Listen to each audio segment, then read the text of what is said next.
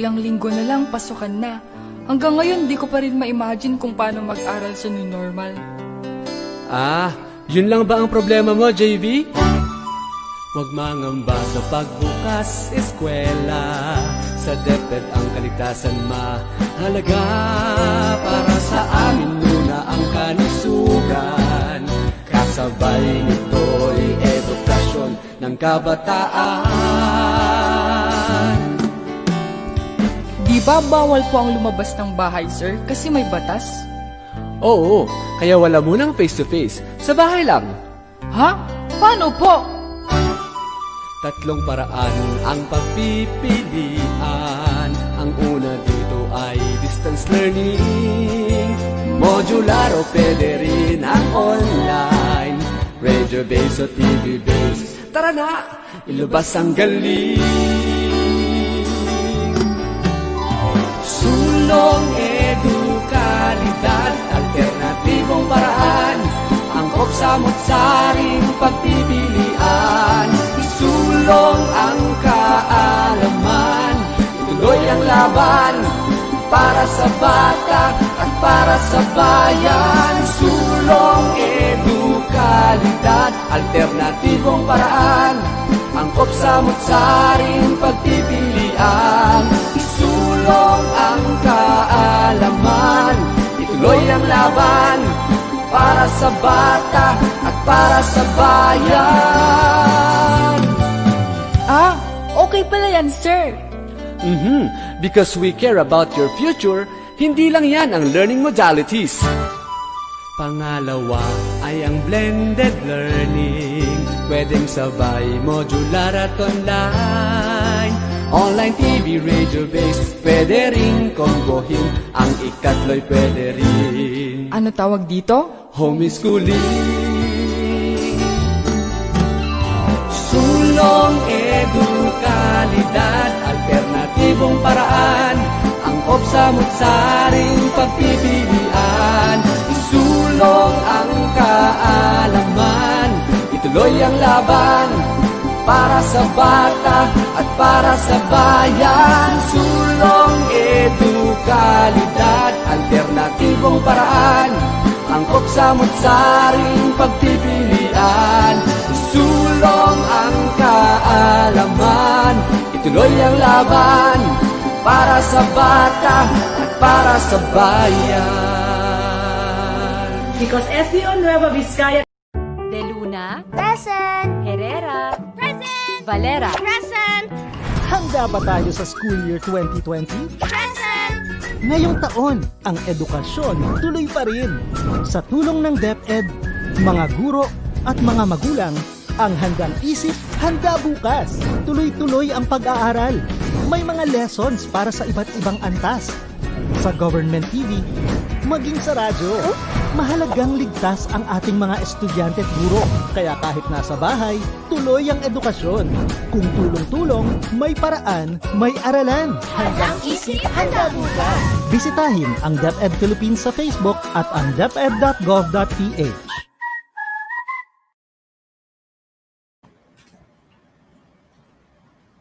If you are not willing to learn, no one can help you. If you are determined to learn, no one can stop you.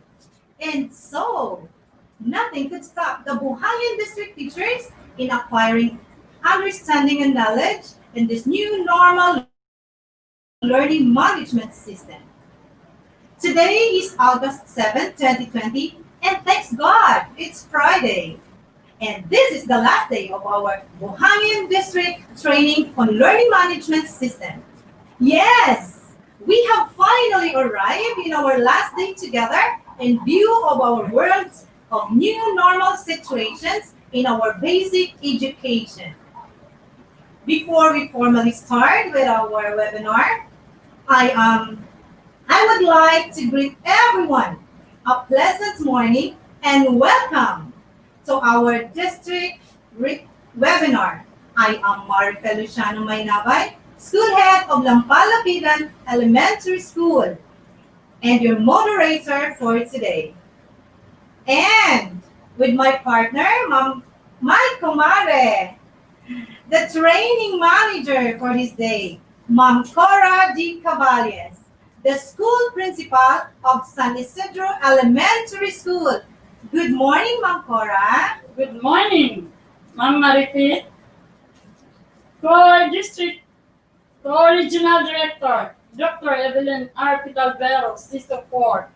Assistant Regional Director, Dr. Maria Ines C. Asuncion, CISO 5. Schools Division Superintendent, Dr. Rinaldo M. Giliena, CISO 5. Buhangin District Supervisor, Dr. Arminar T. Abelardo. Fellow administrators, teachers, and all who made this webinar possible and successful. Good morning and welcome to the last day of training. For the previous days of sharing expertise and knowledge about learning management system, I know that teachers are now equipped with the necessary tools for them to be able to give the quality education to the learners. August 24, 2020, the opening of classes is quite approaching. And we are now preparing ourselves to this day. Despite of the COVID-19, our education should continue. Yes, Ma'am Cora. COVID lang yan. DepEd tayo. Kayang-kaya yan. This time, we will be having our Makabayan song, and this will be followed by acknowledging and praising our God, the Creator. Please stay in touch.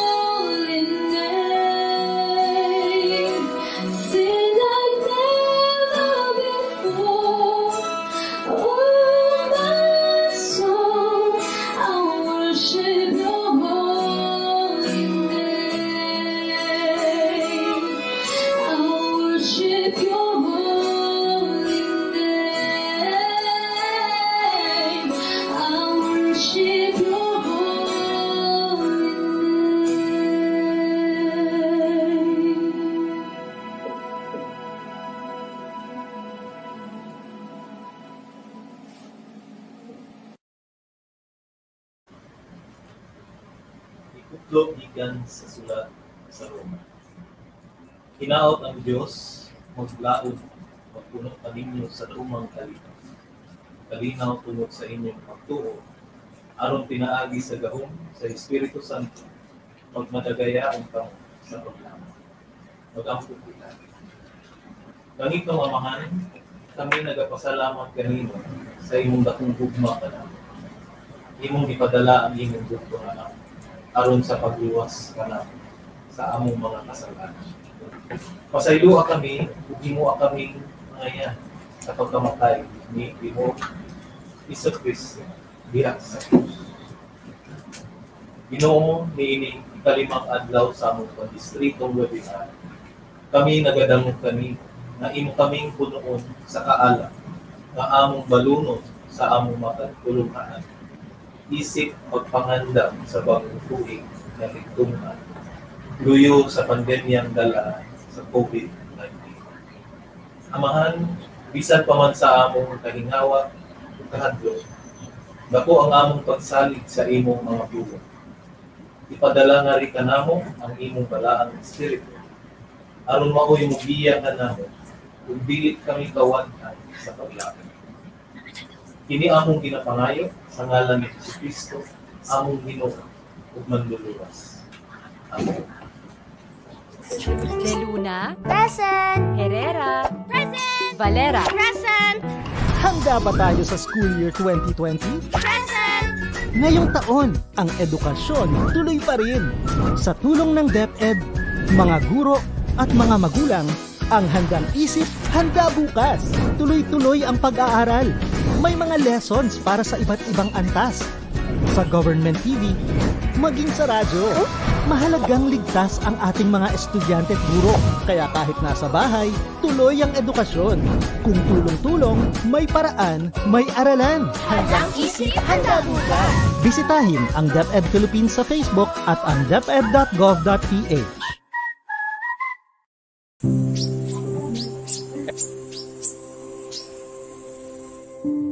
Naranasan ko ng maiwan. Hindi ko na mabilang kung ilang beses akong nakiusap hanggang sa maubos ang pangungusap.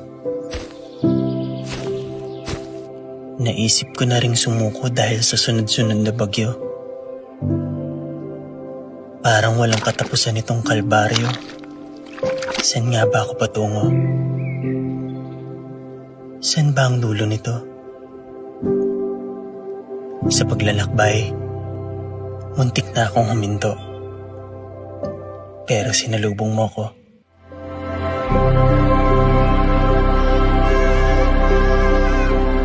Bumungad sa akin yung mga mata mong gustong matuto. Ang mga kamay mong sabik sumulat. Ang mga labi mong nais bumigkas na mga salitang nakakapawi ng pagod. Tinatalo mo itong lungkot at takot. Binibigyan mo ng sagot ang mga katanungan sa aking puso.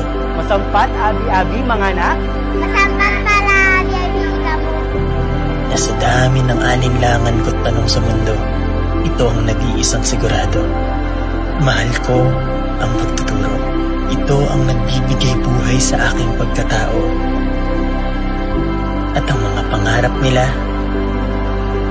ang aking ligaya.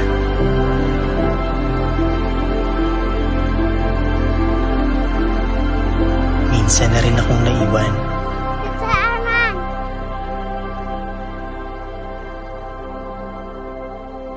Kaya't sisikapin kong hindi mo ito maranasan.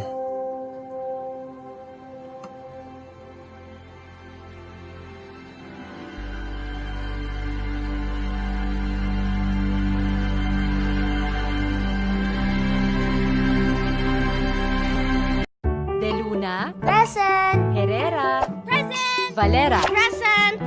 Handa ba tayo sa school year 2020? Present!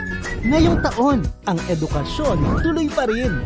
Sa tulong ng DepEd, mga guro at mga magulang, ang handang isip, handa bukas. Tuloy-tuloy ang pag-aaral.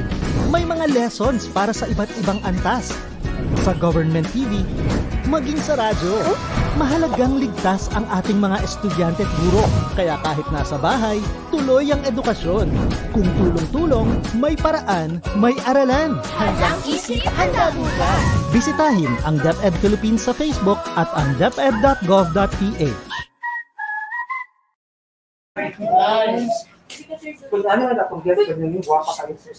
We are so honored and privileged to have here with us our very own Assistant Regional Director of Region 11, Dr. Maria Ines C. Asuncion, CESO 5, live here in our Day 5 Buhangin District webinar. Good morning, Ma'am Ines. We are so happy to have you here in our district.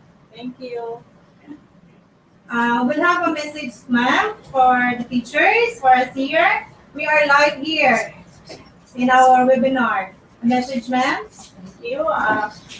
First, I would like to thank our beloved Mayor Inday Sara for taking the active role in the opening of our classes. Second, I would like to thank also our beloved Congressman Vince Garcia and Honorable Councilor Javi Campos and all the councilors, our Vice Mayor Baste and all the council, to our District Supervisor, Ms. Arlie Moore, to our Principal of Buhangin District, Dudes, my trainer, and to all the teachers present and those who are listening to us, good morning. I'd like to congratulate all the teachers for having completed the webinar on the learning management system. As we know, we are being prepared for the opening of classes come August 24. I hope that you'll be able to reach all the children, especially those who are in need. We are catering to all types of students, those who have special needs and those who are regular students, and we also reach out to the alternative learning system. I have one very important message that I want to sink in your heart. Let us not allow COVID-19 shatter the dreams of our young generation. Yes. Let us continue to write the brighter future of our learners. And rest assured that your effort will never go in vain, because this will all leave a special mark in the hearts and minds of our learners. Good morning. Good morning, ma'am. Thank you so much, Ma'am Ines Asuncion. And rest assured, ma'am, that we are ready for the opening of classes on August 24, 2020.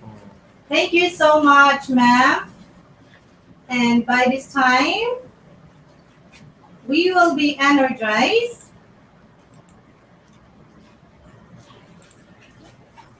At this moment, we will be relaxed and will be energized by the teachers of Pilar P. Rodriguez Integrated School in showcasing their talents. You can also dance with them.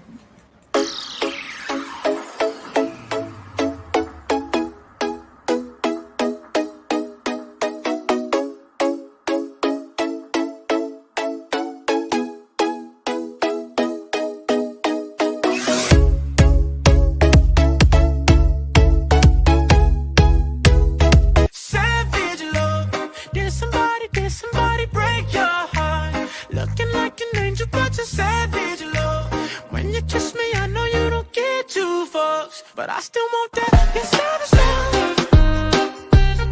You're savage love. You're savage love. You could use me, 'cause I still want that. Every night and every day, I try to make you stay, but you're savage love. Did somebody break your heart? Looking like an angel, but you're savage love. When you kiss me, I know you don't get two fucks, but I still want that. You're savage love. You're savage love. They say, oh my God, I see the way you shine. Take your hand, my dear, and place them both in mine. You know you stopped me dead right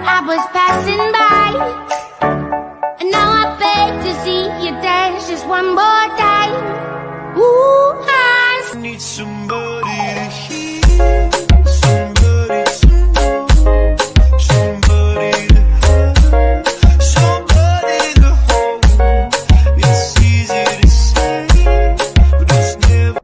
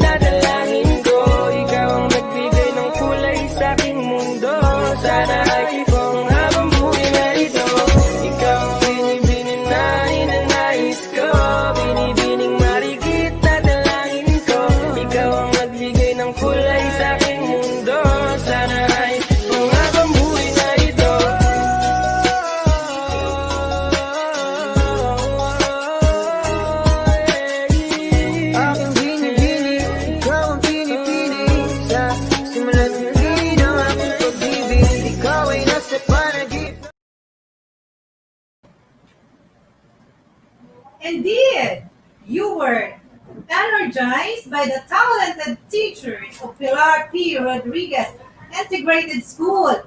Of course, trained by their brilliant and talented school head, Ma'am Maria Ligaya Romero.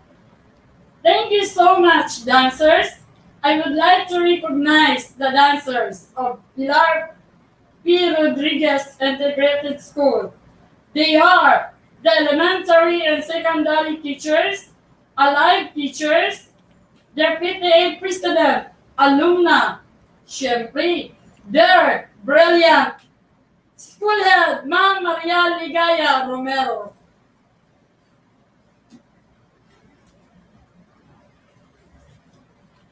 At this moment,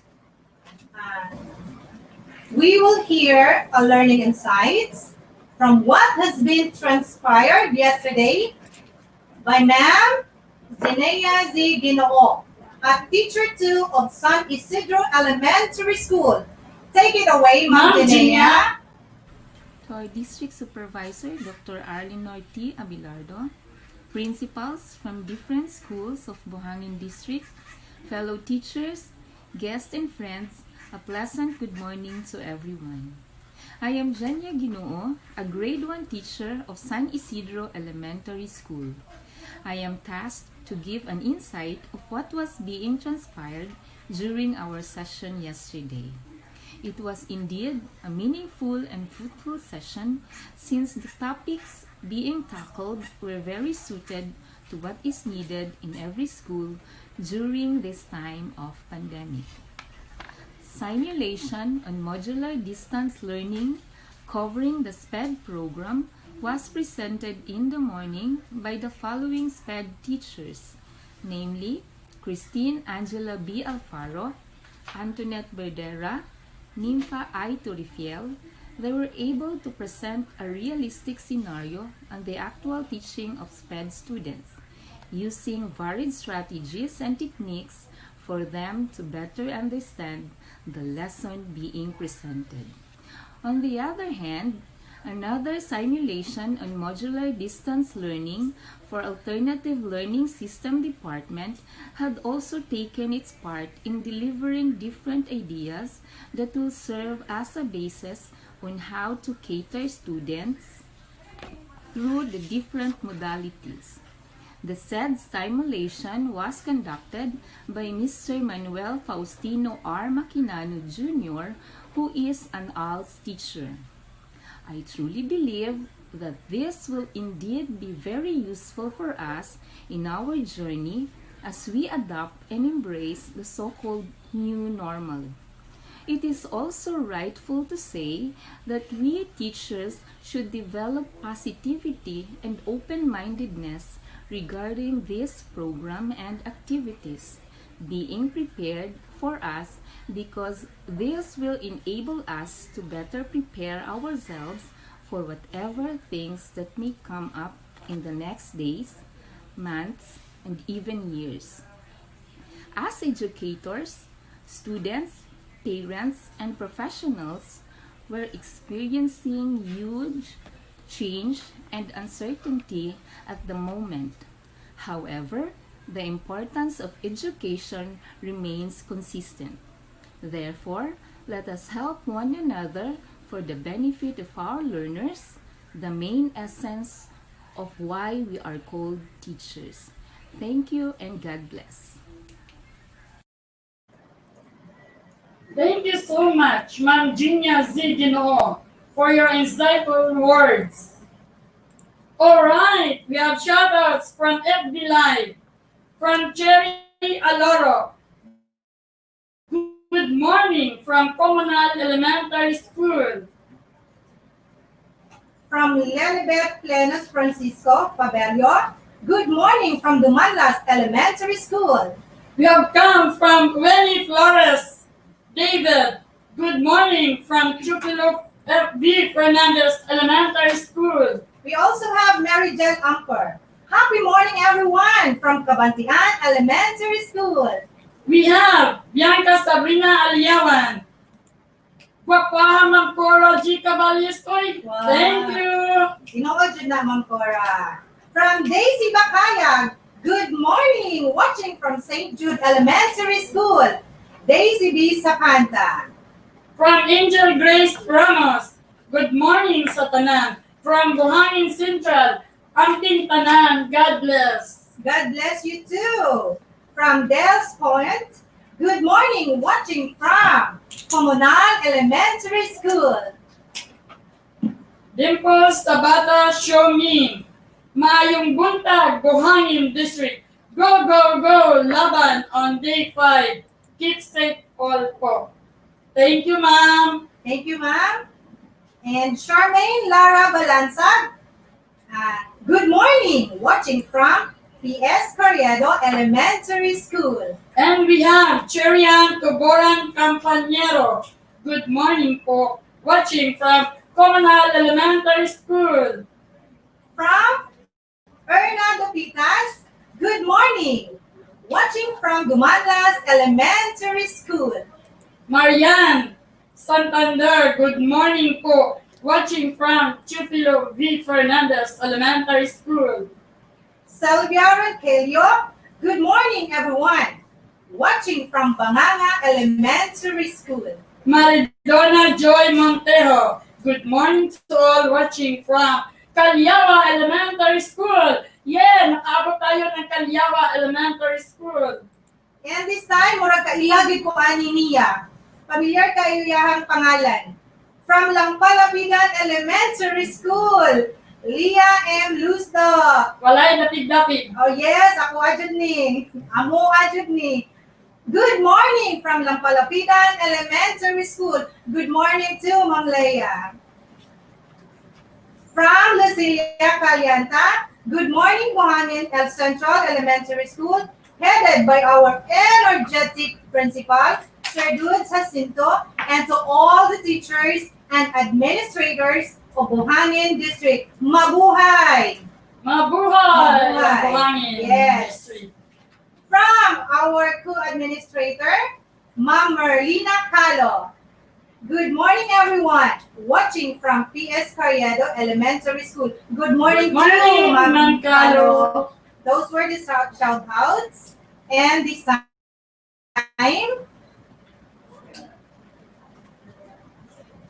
we would like to remind everyone to fill in your attendance. And we will be giving the attendance link in a few minutes. For now, please tune in to our live district webinar. Stay tuned, everyone.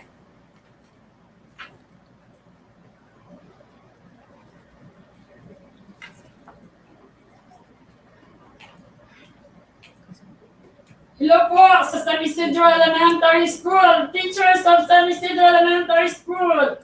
Tune in po tayo sa ating webinar. Day 5 na po ito. Okay, this time, at this juncture, we have Ma'am Jaliha Palma, a teacher 3 of San Isidro Elementary School, and of course, our very own district reading coordinator, who will be presenting to us today the reading remediation program of Buhangin District. Hello, Ma'am Ja. Good morning, ma'am.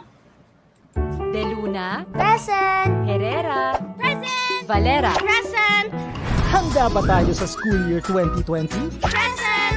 Ngayong taon, ang edukasyon tuloy pa rin.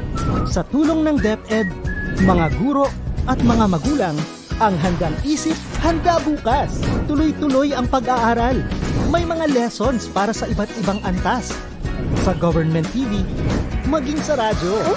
Mahalagang ligtas ang ating mga estudyante at guro. Kaya kahit nasa bahay, tuloy ang edukasyon. Kung tulong-tulong, may paraan, may aralan. Handang isip, handa bukas. Bisitahin ang DepEd Philippines sa Facebook at ang deped.gov.ph.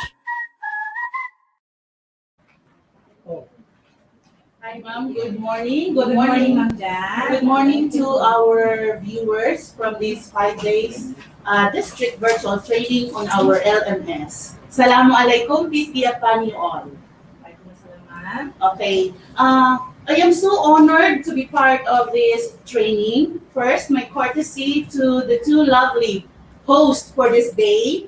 Of course, Ma'am Marife Maynabay, one of my boss in reading program, in reading world, our district consultant in reading. And of course, Ma'am Corazon Caballes, my school principal in San Isidro Elementary School. Pa-shout out na rin po ako sa mga kasamahan kong guro sa San Isidro. Hi everyone! Surprise!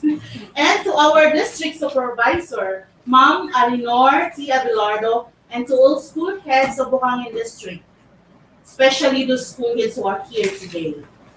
So this morning, allow me to give you the updates on our reading program. Okay, our DepEd Secretary, Leonor M. Briones, in one of her talks, reminded all teachers once again that the basic tool of lifelong learning is reading. According to her, we can never expect a Filipino to continue to learn without actually being equipped with the fundamental reading skills. So as we continue uphold on this message, this morning, let me give you an update. Where are our learners now, and what do data show in our reading program? So in our district, to address the need of 1.90% non-readers in Filipino and 2.20% non-readers in English. This is based on our GST post-test last January 2020. There has been a resolute effort to lower the rate of non-readers and frustration readers in spite of facing this COVID-19 pandemic.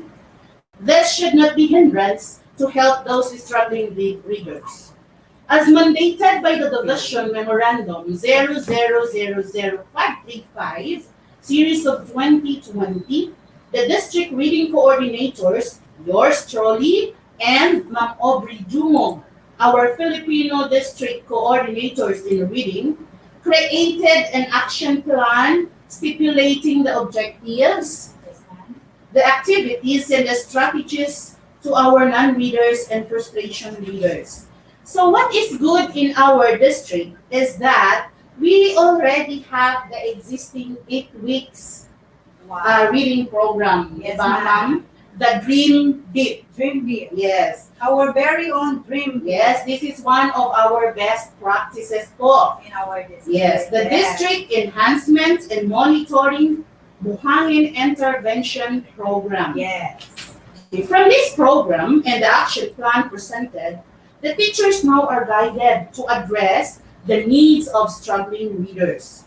So, with the collaboration of the school heads, the school reading coordinators, advisors, the parents, and the barangay officials through their Committee on Education, plus the weekly reading monitoring submission, our reading program would surely address the issue on the remaining percentage of our non-readers and frustration readers before the start of our classes this coming August 24, 28, 28. So marahil nagtataka kayo bakit kasama ang ating mga barangay officials sa kanilang Committee on Education, ma'am? Because today we are in our COVID-19, we need the help of our LGU, our president, our barangay officials. We need their help so that we can, kumbaga pa, maka-add to juta sa mga bata. Since we are not allowed, the teachers, because we are now in high risk, some of our barangays are in high risk. We ask the teachers to have not to have a face-to-face. So that's why we are asking the barangay officials to help us by distributing the materials, the printed reading materials. Yes, ma'am. That is for our children, for them to be ready for the opening of classes on August 24, 2020. And thank you so much to our barangay officials. Thank you so much, sir, ma'am, for your help. So at this moment, we are now in the final assessment of our intervention. My salute to all reading coordinators and all concerned teachers kasi sila po talaga yung ating frontliners for the success of our program. So before we presented to you the video on our reading program, me and Ma'am Aubrey Dumont would like to acknowledge everyone, of course, headed by our district supervisor, Ma'am Arlinor T. Abilardo, the beautiful reading consultant, of course, beside me, Ma'am Marifer Maylabay. Beautiful. Yes. All school heads, our reading coordinators in English and Filipino, who exert really effort and time, especially at this pandemic time. Yeah. And also to the support of our advisors, parents, and barangay officials. Indeed, when there is teamwork and collaboration, wonderful things can be achieved. Maraming salamat po sa inyong lahat. Thank you so much, Ma'am Jack. Thank you for coming here.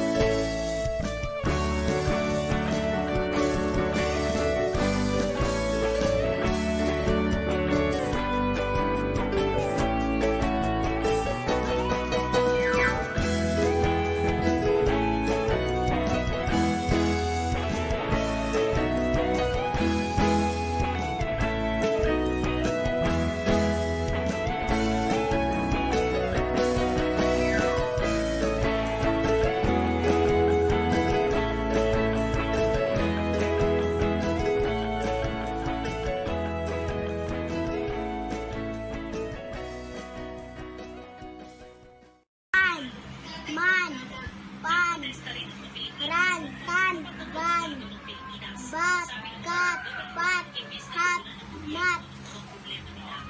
Tat, rat, rat.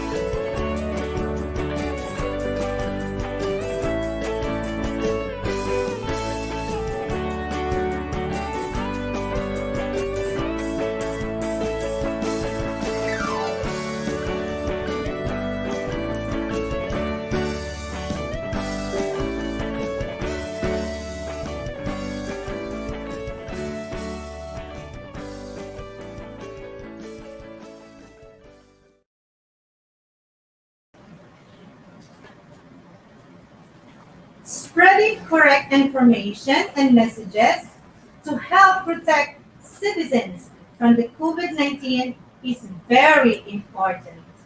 Religiously following the health protocols, plus self-discipline is what is needed by this time. This is to help improve community preparedness and resilience in reducing the risk of COVID-19 pandemic. And now, we will have another video to be shown about risk reduction management and minimum health standards for us to be more aware in our present situation. In regards to minimum health situations or standards, we have visitors, doctors coming from DLS School Health Division, Dr. Dumlao, and from the City Health Office, Dr. Julinda Acosta. Welcome po sa Buhangin District Webinar. Welcome. So we'll introduce our next speaker po. That's all by Dr. Maria Corazon Dumlao of the School Health Division of DepEd. Good morning po, Dr. Dumlao. Hello, good morning. Good morning sa inyong lahat. Clear na ba ang audio? Yes po, Doc. Clear, Doc. Ayan. Gusto ko pong magpasalamat sa ating mga kapatid sa DRRM for this opportunity again to work with them and present the guidelines on DepEd required health standards. Nandito po yung ating mga school health personnel focal sa lahat ng regions, and I know that ito talagang nung nailabas natin ito, nabasa na at napag-aralan na ng gusto. And nung nag-uusap kami ni Director po kahapon when we were meeting yung mga DepEd CO select directors para tingnan din how to operationalize yung ating case management at yung implementation ng details ng AWA, ay nakapag-discuss kami na pag i-present ko ito, hindi siya reading session. I will just present yung mga salient features at ano yung mga mahalagang kailangan nating tandaan. And at the same time, contextualizing itong presentation sa school-based setting po natin. So, kung titignan natin, we developed the required health standards as a response to the Department of Health's call for all government agencies to come up with the guidelines using the DOHAO 2020-0015 or the guidelines and the risk-based public health standards of COVID-19 mitigation as basis. But we know that hindi lang ito yung basis niya. Meron din tayong yung learning continuity plan natin, yung mga civil service issuances, and yung mga presidential directives. And these guidelines are expected to be adopted by the DepEd CO, RO, SDOs, and all public and private elementary and secondary schools and CLCs. So in the absence of specific treatment or a vaccine, non-pharmaceutical interventions form the backbone of the response to COVID-19 outbreak. And Energizer public health strategies meant to mitigate and suppress the transmission of infectious diseases. So clear ito dun sa administrative order ng DOH, which you can, I know that you also have reviewed this already.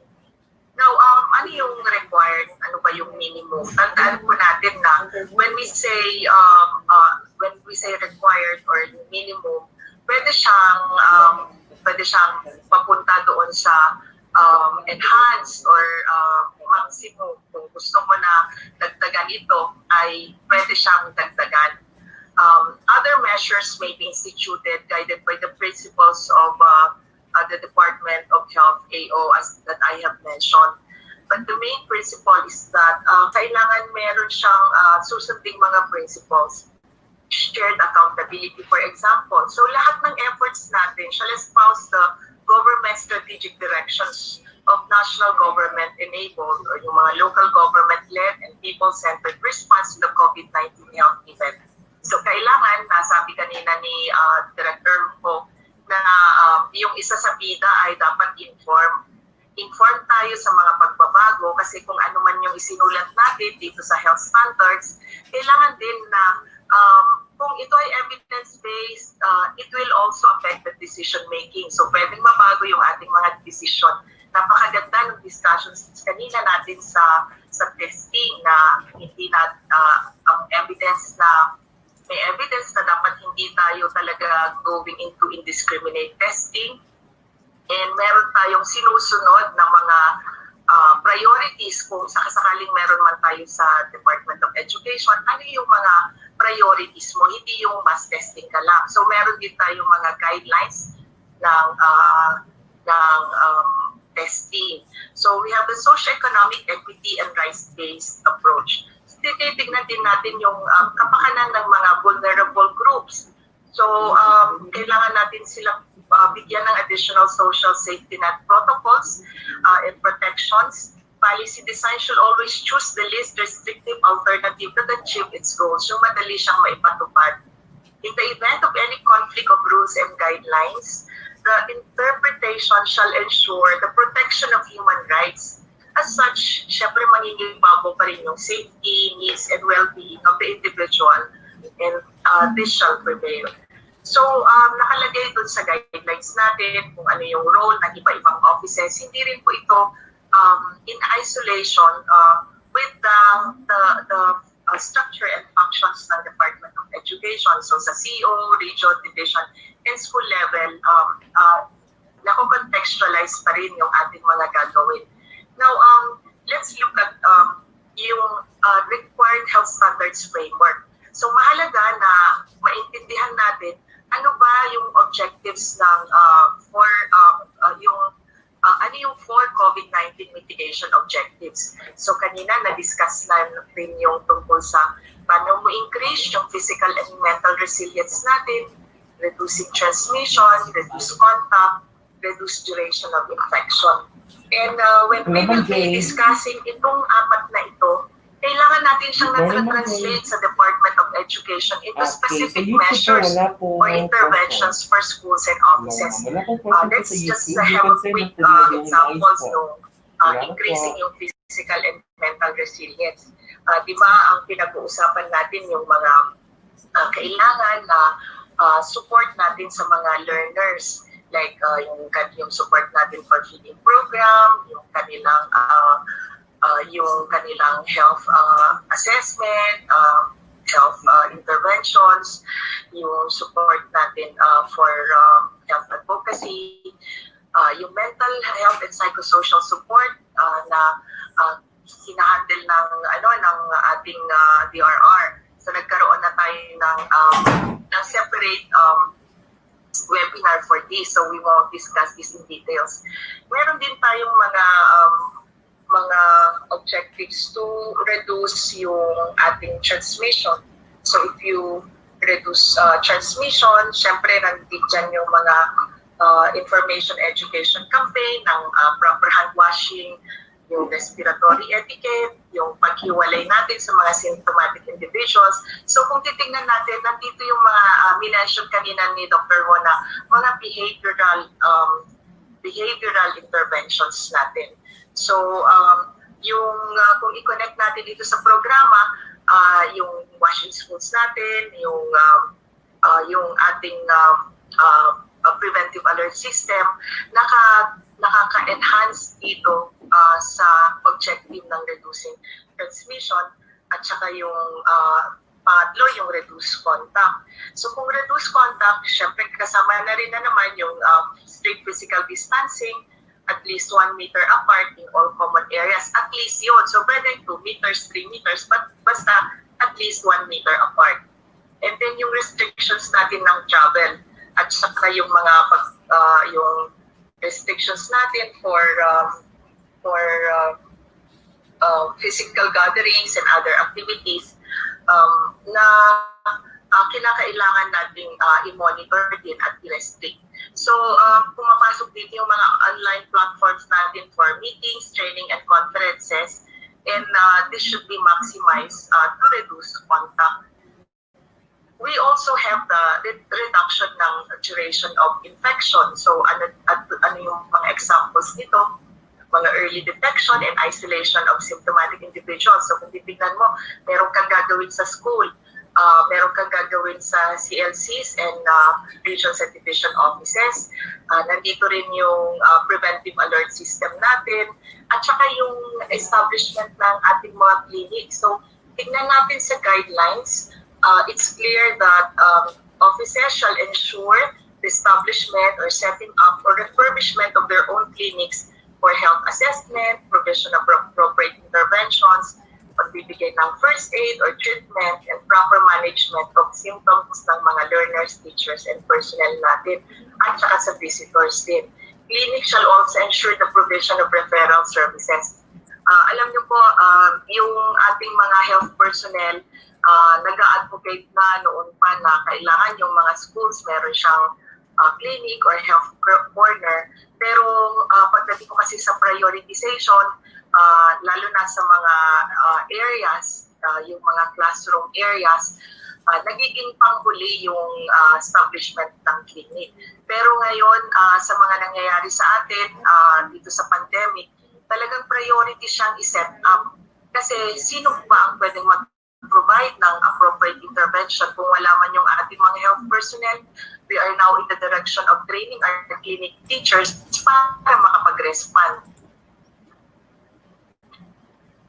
Nandun yung provide immediate interventions. So, sa mitigation objectives natin na ito, kailangan natin tignan ano ba yung mga specific measures or interventions for schools and offices. Hindi na natin pag-uusapan pa yung mga components, yung early detection in schools, yung mga referral, mga testing, contact tracing, support protocols, at saka yung mga support mechanisms for the DepEd required health standards, because I know that nabasa na natin ito. And sa mga sharing naman ng mga best practices nyo kanina, na ipapaloob doon yung mga support mechanisms like yung continuation ng ating DepEd task force at all levels, yung pagsasubmit, yung internal situation reports, yung communication plan natin, yung pag-allocate ng budget, nakalagay sa ating budget and finance na funding requirements to implement the provisions set forth in this policy. Guidelines shall be charged to available funds in the CO, ROs, SDOs, and school CLCs under the GAA and or other sources of funds as a result of partnership natin sa mga local government units, the private sector, and other non-government organizations. So let's look at the specific measures or interventions for schools and offices. Bago tayo pumunta sa detalye, tingnan natin yung dalawang enclosures. At ano ba ang summary ng enclosures na to? For enclosure number 2, nandito yung mga routine protocols for health and safety, physical arrangement in schools, support mechanisms, and screening of returning personnel and learners and testing protocol sa school level. Sa kabila naman po na enclosure, ito naman ay napapaloob naman po dito yung mga offices. So andyan yung routines and protocols for health and safety. Yan. ang nakikita natin dito nung nagre-review ako, parang merong yung may typo error dito sa paglalagay ng AB, yung ano niya, yung kanyang AB na miss dito yung B. But anyway, yung general health and safety protocols, paulit-ulit lang po yan. Kaya kung babasahin mo yung buong guidelines, malilito ka kung hindi mo siya iaayos at lagyan din ng memory text. And then it talks about detection and referral din, ano yung mga office activities and events, and yung DepEd health and safety policies. So if you look at difference ng schools at offices, dito kasi sa schools, pinag-usapan yung school clinic and health services. Dito naman sa kabila, ang pinag-usapan naman yung physical arrangement ng offices, which includes establishment, setup, or refurbishment din ng clinics. But nonetheless, yung both areas, whether school or offices, ay ina-ensure dapat natin na meron siyang clinic. Sa support mechanisms, pare-pareho lang din po yan.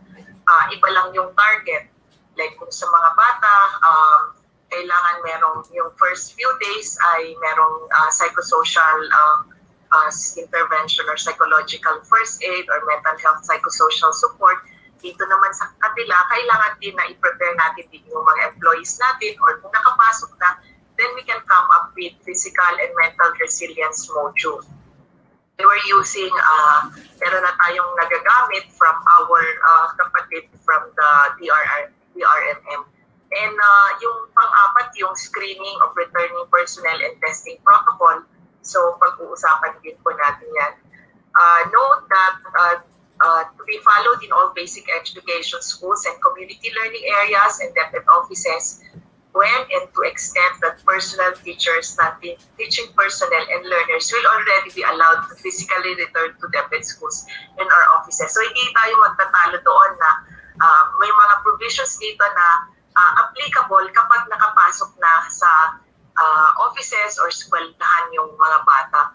And there are also basic provisions that is applied for both. Kung hindi ka pa, wala ka pa sa eskwelahan at nasa bahay ka, or kung ikaw naman ay nasa eskwelahan na, pagdating ng panahon, ay meron ding mga common behavioral interventions na napakahalagang sundin natin. So let's look at, nilagyan ko lang siya ng number para mamaya kung may mga tanong tayo or para madali siyang tandaan. So, palagi yan kahit sa bida ng DOH, pinag-usapan yung respiratory etiquette and other protective measures.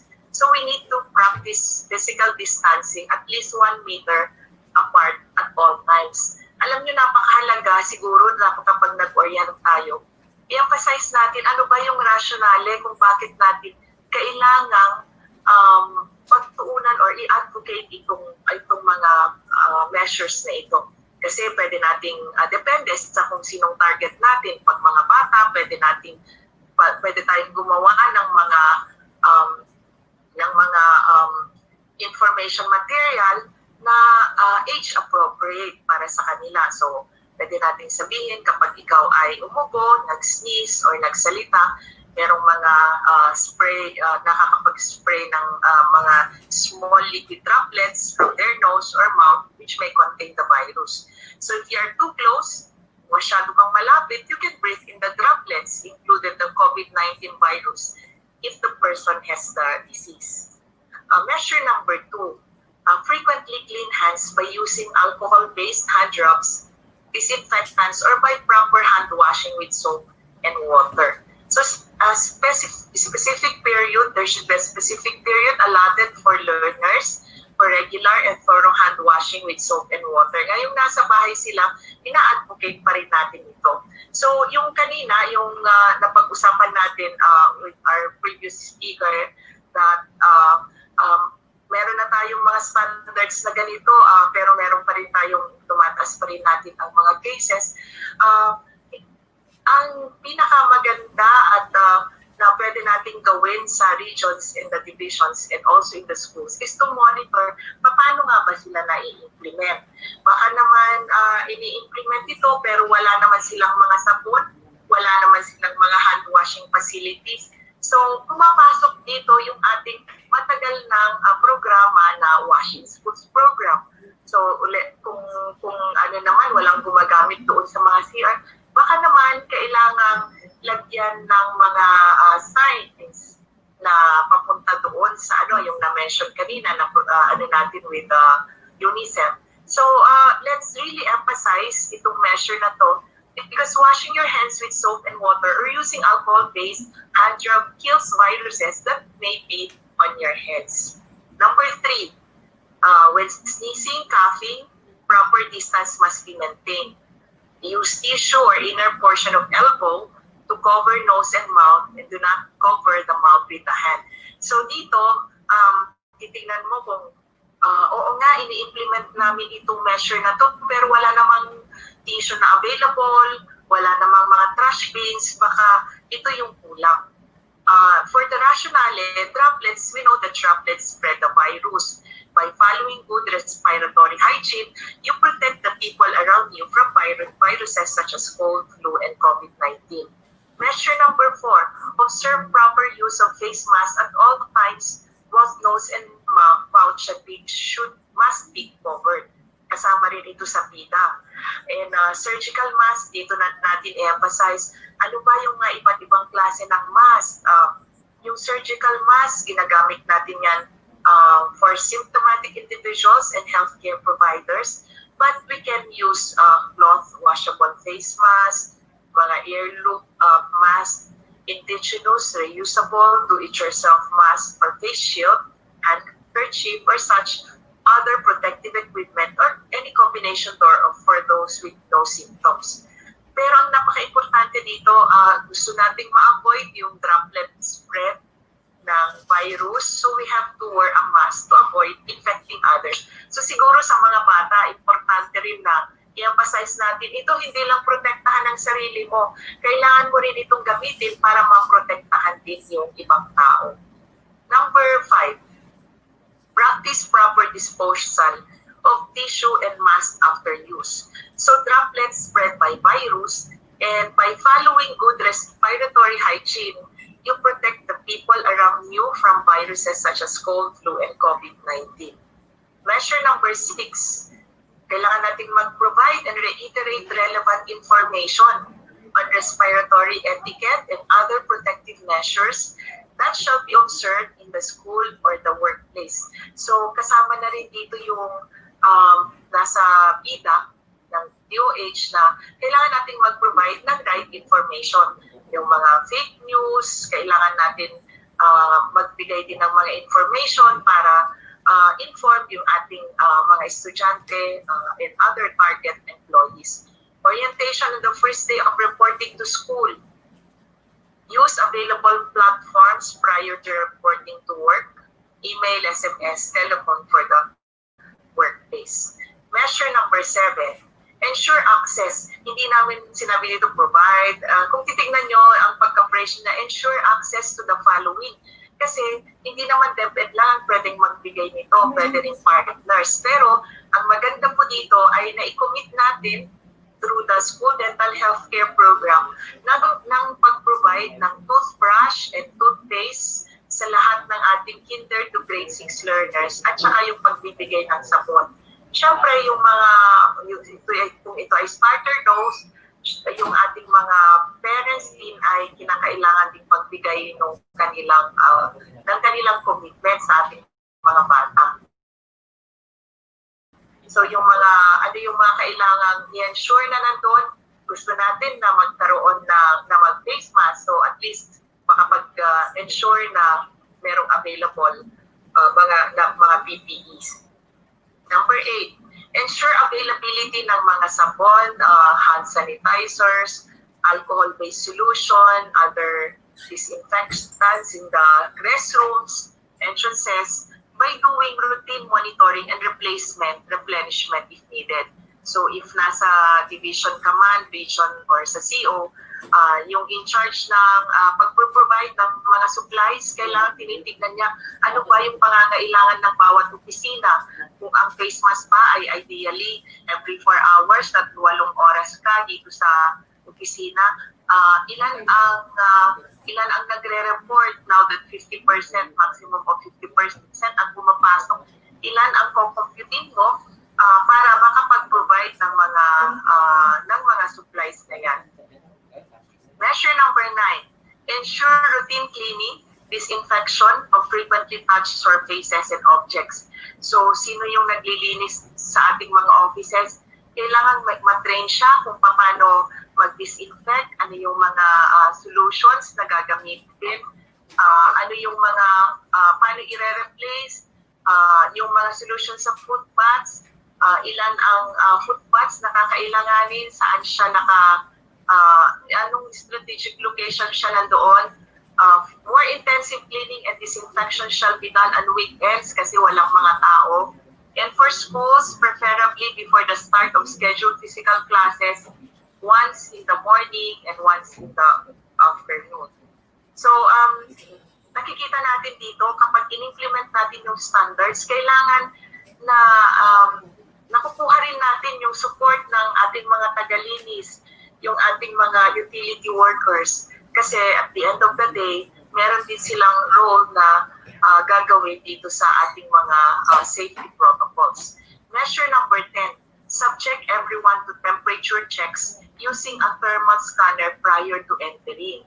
Alam nyo, napakahalagang tingnan po natin ito kasi like kunwari sa mga regions and division offices, even sa central office, minsan nagtatagsaan yung mga visitors natin. So, titingnan mo rin, magpro-project ka din, ilan yung mga expected na pumupunta doon sa mga offices natin. And kung kinakailangan na magkaroon ng appointments later on, para baka naman pwede na lang itawag, para mabawasan lang yung pumapasok. And sino yung gagawa, kailangan din yung naka-PPE rin yung ating mga tagakuha ng temperature checks, lalo na po kapag sobrang dami ng pumapasok sa offices. Alam naman na po natin ito, those who will have a reading of 37.5 or above shall be provided with a surgical face mask and sent to a private screening area that shall be set up near the entrance of the school. Huwag nang diretso sa clinic kasi kailangan dito pa lang sa entrance meron ka ng private screening area. Or the office where the concerned personnel or visitor can be further examined for appropriate management, intervention, or referral. So nilagay din natin dito, entrance to the school of visitors and other external stakeholders shall be discouraged. So yung non-face-to-face communication shall be prioritized. Measure number 11, kailangan yung teachers natin shall conduct daily rapid health assessment in the classroom kapag ito ay pasukan na ng klase. And all personnel shall report to their immediate supervisors if they are experiencing flu-like symptoms. So, nakalagay din dito na kapag meron ng symptoms, bibigyan sila ng surgical face mask and further assess, manage in the clinic. Measure number 12, implement adjustments in schedule, assignment, and activities to allow physical distancing in the classroom or in the school premises. So meron tayo ditong enclosures kung ano yung itsura ng classrooms na merong physical distancing. And then measure number 13, restrict conduct of physical or face-to-face large gatherings. Ginagawa na natin ito, hindi na tayo nag-convene, even sa ating mga conferences ay virtual na rin ang ating ginagawa. For measure number 14, provide and maximize use of online platforms which do not require physical interactions or congregations for the performance of tasks. So we're also, we have coordinated with ICT and meron tayong mga propose din na mga interventions to improve pa yung ating school health. Measure number 15, limit travel only to the most critical or essential official functions. Right now, na-experience ko po yung paano umuwi nung dinala ko po yung bangkay ng kapatid ko sa probinsya. Na-amaze ako dun sa local government units na hindi ka pwedeng pumasok kapag hindi ka susunduin ng MHO or nung MHO at PNP. So cleaner pa sa barangay kung saan ako pupunta, almost half day yon. Cleaner sa mayor, and then cleaner din siya sa governor kung allowed na pumasok. So iba-ibang local government units, iba-iba rin po yung mga measures na ginagawa. So kapag mag-travel ka ngayon, kailangan mo ng official, hindi lang official travel official travel document, kailangan mo rin i-coordinate sa probinsya kung saan. Kaya sabi ko nga, mas okay na lang na hindi na lang muna pumunta sa mga provinces kasi kahit na in our homes, because of the yung mga checkpoints, grabe, at saka nagiging choke points na siya. So measure number 16, devise and implement alternative means of reporting and monitoring attendance. So may mga changes, for example, na gagawin, like yung logbook namin doon na lang sa labas, sa my guard, hindi na doon sa loob. Maybe we can come up with other, yung sa attendance naman, yung mga naka-work from home, meron naman ng system for releasing documents. Ang ating pong USEC, clear po yung kapag may document, merong merong receiving and releasing. Kapag urgent, ipopost mo sa receiving pero kailangan kang mag-text ka na urgent ang document na ito, yung mga ganon. So, kanya-kanyang offices, kanya-kanyang device na gagawin. Measure number 17, set a flexible dining policy. So, kailangan i-limit natin yung number of individuals who can eat in the pantry at a given time. Discourage lunch outs. So, part ng ating monitoring ay titignan natin kung nasusunod pa ito kasi culture na po natin ito na meron tayong kainan together as a family sa opisina natin para hindi na siya hindi na family kung hindi kayo sabay-sabay kumain. And may mga pagkakataon na ngayon mahirap kasi mahirap pang mag-secure ng food. Minsan may nagdadala ng potluck at kumakain together. So i-monitor po natin ito. Measure number 18, alam na po natin itong preventive alert system that we issued for COVID. Number 19, that's for the schools. And then measures for 19 to 20,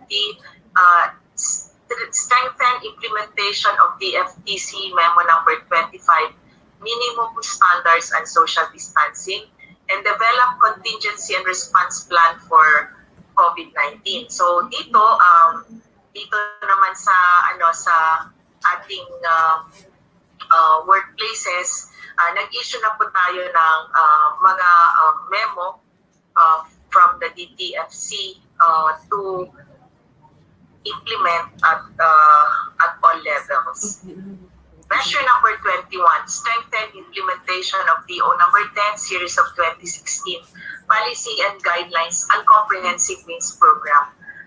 Alam natin na kailangan naming i-advocate ito, hindi lamang hindi lang to support our health personnel, but also to engage yung ating facilities division and also our DRRM counterparts. So nagkaroon na tayo ng orientation with our engineers. So meron na kayong kakampi pagdating sa implementation ng program. And our DRRMS are also very strong in supporting the WINS policy. In fact, dun sa education cluster, kasama ito as a sub-cluster, yung washing schools. Measure number 22. Siyempre, hindi naman natin na ihihiwalay dito yung policy natin ng nutrition na kailangan pa rin ay yung pagkain ng tama, sapat at wasto. At pagdating na naman ng klase ay siyempre kailangan tingnan natin yung implementation ng basic policies natin sa nutrition. Measure number 23, last month ay celebrate natin ang tobacco control, National No Smoking Month. And tuloy pa rin po yung pasabog pagdating sa dito po sa tobacco control program natin, abangan natin yung monthly na mga activities na ginagawa ng school health tungkol po dito sa no smoking month celebration. And may mga na-train na po tayo to provide access to brief tobacco intervention. Napapanahon din po kasi na ngayong nasa community quarantine tayo, ay ma-ensure natin na substance-free or kung gumagamit man, naninigarilyo man, ay makakatulong tayo sa kanilang pag-quit eventually. And communication with LGUs for tobacco control ordinances. Now, measure number 24. So dito naman po sa physical arrangement. Ensure proper ventilation. Open windows preferred. For offices, install temporary barriers between cubicles and tables. And then for classrooms, adhere to prescribed layout. So nakikita siguro natin yung mga yung mga receiving areas, meron ng mga plastic, yung mga plastic dividers, meron na lang butas doon kung saan mo ilagay yung ipapareceive mo para ma-ensure pa na wala talagang contact between yung magpapareceive at saka yung magre-receive ng mga documents. So may examples tayo ng mga classroom layouts. Measure number 25. Establish and maintain proper sanitation and hygiene facilities. So, i-check din natin, meron bang mga foot baths in all entrances? Meron bang yung toilets pa natin with adequate water and soap? May mga hand washing stations pa tayo. Measure number 26, sufficiently provide the following. Kailangan pala na merong available tissue paper, tissue towel, designated trash bins kung saan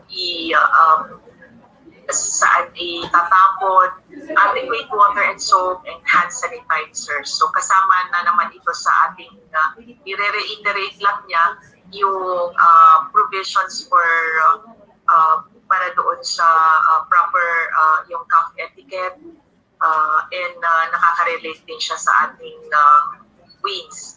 Measure number 27, display and or distribute IEC materials on health and safety. Meron tayong mga materials na magiging available.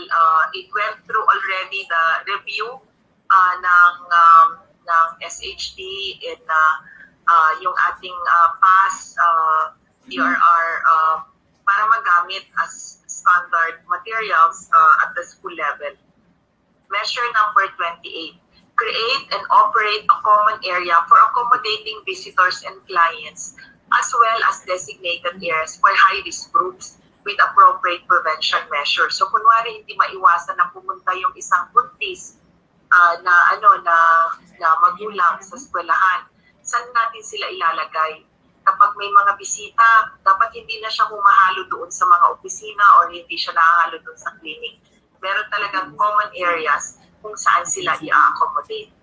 Measure number 29, ensure setup of materials recovery facilities. These are already in the guidelines ng WINS. Number 30, ensure availability of ICT infrastructure and facilities. Napakagandang best practice po with ICT, PAS, DRRM, and SHD. Yung coordination para ma-ensure na natutulungan din kami sa mga ICT infrastructure. In fact, sa Thursday, this is for the information ng ating mga health personnel, lalo na yung ating mga doctors. We'll be sitting with ICT para tingnan yung app para sa health assessment. So, we may be inviting mga select group muna para tingnan ito, and then we'll give our comments, and then i-revise na naman yung app in time for use pagdating po ng after ng trainings natin on we'll be training our doctors, nurses, and dentists naman on health service delivery in times of COVID. Now, measure 31, 32, and 33. So we talk about school or office clinic for basic services. Kailangan pa rin ng health assessment and physical examination, but we'll use the telemedicine. Siyempre, kung ang basic na tanong, kailangan ko ba gawin yung usual health examination ko kung saan pinapapila ko yung mga teachers at ina-examine sila. Hindi natin siya pwedeng gawin yan. What we can do, yung telemedicine, and kung talagang hindi na kaya ng teacher, i-refer na lang siya. Or kung pwede rin naman na kung naka-set up na may mga high-end din kasi ng mga clinics na ngayon that they can do dental and health assessment and examination na wala talagang contact. Nasa ano po yun, nasa call ng ating divisions kung paano nila ini-institute yung mga measures. Appropriate intervention, first aid or treatment, proper management of symptoms, including recommendation to take necessary rest at home, referral and follow-up to appropriate health facilities, access to existing telemed platforms, emergency hotlines. Merong emergency hotlines po yung DOH. Sa atin naman sa divisions, alam ko na syempre yung doktor natin ang pwedeng tawagan pagdating ng ng mga health issues or problems ng mga health ng mga personnel natin. In a private screening area near the entrance, a separate space for the sick awaiting referral, dapat nandito siya. And then mental health and psychosocial support, hindi ko na po i-go through yung details nito kasi meron na tayong module na ginagamit ang DRRM for itong mga standard na to, yung about yung sa feelings natin, yung emotions ng ibang tao, paano natin ililig, and then yung saan tayo humuhukot ng lakas, paano i-manage yung mga reactions, yung mga thoughts and emotions, ano yung mga solusyon and social support available, focusing on positive activities and other relevant topics as needed. Measure number 34. Para sa mga schools, itong first 5 days ay ng physical encounter shall be devoted to discussions or facilitations ng mga modules related to mental health and psychosocial support. So, napaka-challenging ito kasi kailangan yung classroom advisors natin magkakaroon din ng training. And for offices naman, meron na tayong mga trained na mga doctors, nurses natin, and also mga DRRMS coordinator on mental health and psychosocial support. So, merong mga initiatives na pwedeng gawin, like you can have profiles ng ating mga employees and ano ba yung mga issues nila. You can come up also with mga physical activities, mga Zumba natin, mga spiritual online activities, and other related mental health and psychosocial support. Measure number 34, yung task force natin ay na-test yung strength ng ating DepEd Task Force COVID-19. Kung paano niya mag-stand strong, and paano niya i-maintain yung collaboration niya sa iba't ibang offices, kung saan napapaloob yung specific task.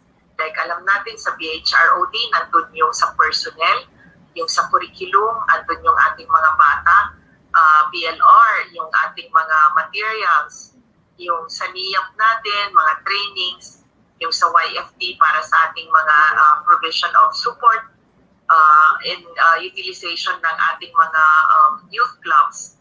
They shall issue guidelines also on mental health program and psychosocial support. So ito ay ano yung naka-schedule na gagawin natin dito. We will continue yung drafting ng ating mental health and psychosocial, yung ating school mental health policy, and also we will also continue to provide technical support sa iba't ibang opisina and work with the RMS with their policies. So measure number 35, engage learners in at least 60 minutes of daily physical activities. Ito naman po yung input ng ating sports division. and encourage adults to engage in at least 30 minutes of daily physical activities. So may guidelines tayo for the information of the group. 2010 Physical Activity Prescription, Philippine National Guidelines in Physical Activities. Measure number 3637, Physical Examination for Personnel. So nandiyan yung ating basis and guidelines for the delivery of learner support services, specialized services, and health and nutrition services in the context of COVID-19. So for issuance pa itong measure na to. Provide alternative arrangements provided to members of the most at-risk population. So, ang gagawin natin, di ba dapat may profile tayo kung sa AWA, may profile tayo ng mga employees. So, i-separate mo na yung mga employees mo na mag-work from home kasi sila ay 60 years old and above, or sila ay may comorbidities, or meron silang mag-isa lang sila at ang kasama ay mga magulang na may mga comorbidities din or mga elderly. So nasa sa atin na mag-identify sino ba yung mga dapat nating i-work from home. Explore partnership to provide assistance to members of vulnerable groups. So kung mga hindi maiiwasan na talaga yung mga skeletal forces, sila talaga yung mga staff natin na hindi kayang i-deliver ng work from home yung kanilang services, kailangan din nagpo-provide tayo ng transportation sa kanila at saka yung kanilang mga PPEs, and we also look at social amelioration efforts. Measures 40, 41, and 42, pinagsama ko na po ito kasi ito yung sa provide ng compensation and benefits to those involved in COVID-19 response. So kasama dito yung mga hazard pay, kasama rin dito yung mga other benefits like yung mga transportation allowance, yung pag-provide ng necessary assistance to personnel required to physically report to school, yung kanilang accommodation kung kinakailangan, travel pass, communication allowance, transport, vitamins, if necessary and practicable. So depende sa iba-ibang opisina po ito. And provide logistical support for personnel and work from home. So kailangan buo pa rin yan yung team. Work from home yan or on-site workers ay kailangan pa rin na nabubuo natin yung teamwork sa kanila, and both shall be also provided with the necessary support. Measure number 43. So ensure the availability of emergency health kits and PPE. So naglagay po tayo dito ng may mga tables tayo dito para mas madali siyang maintindihan ano yung activity. So kung magtra-triage ka and mag-screening sa mga entry points sa school, syempre kailangan dyan available yung medical mask. Mag-take care ka for a suspected case of COVID-19 with no aerosol generating procedure. Syempre nandyan yung medical mask, goggles or face shields, gloves, and gown. Caring for suspected confirmed cases for COVID-19 with aerosol generating procedures.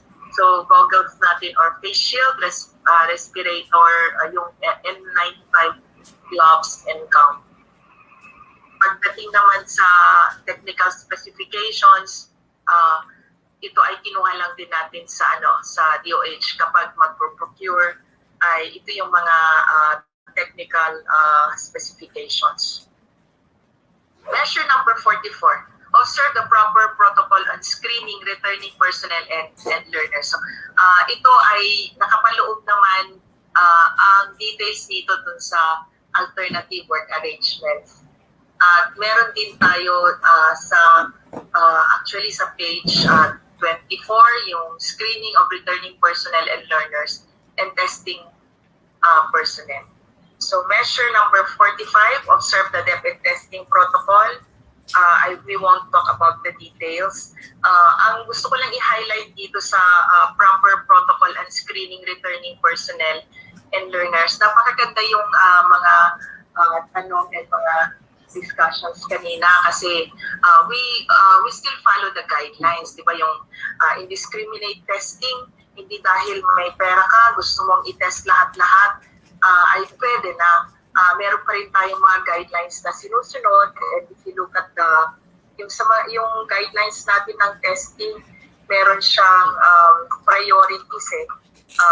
Tingnan na lang po natin yung guidelines kung ano yung mga priorities.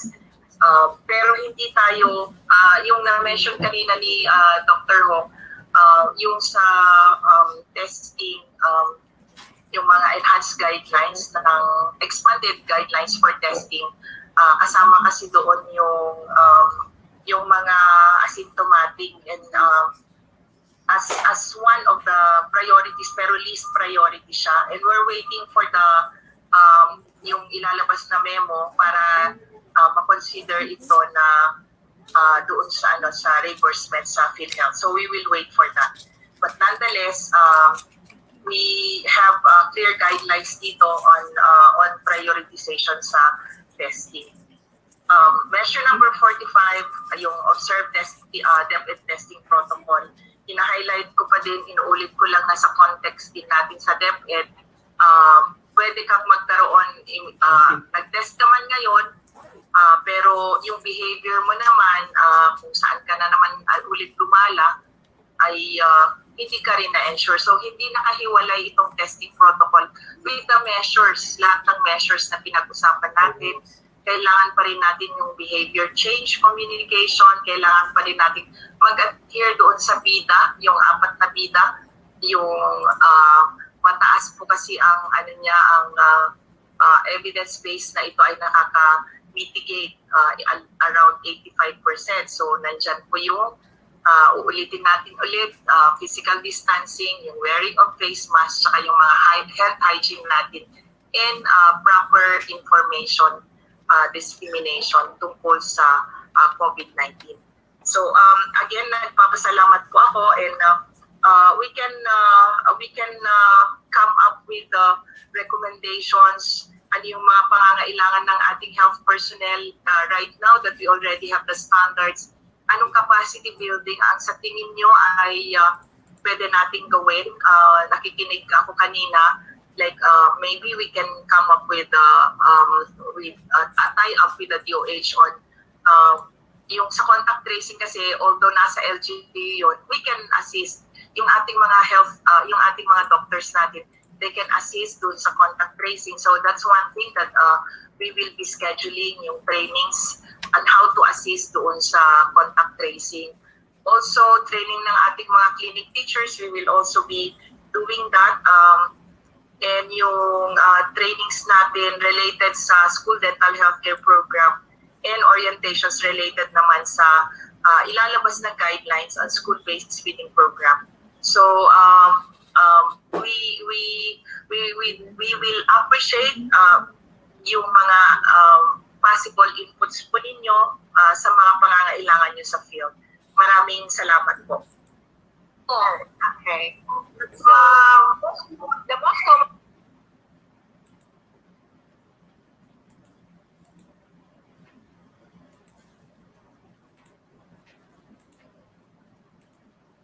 at this time na kailangan nila ng oxygen support or ventilator.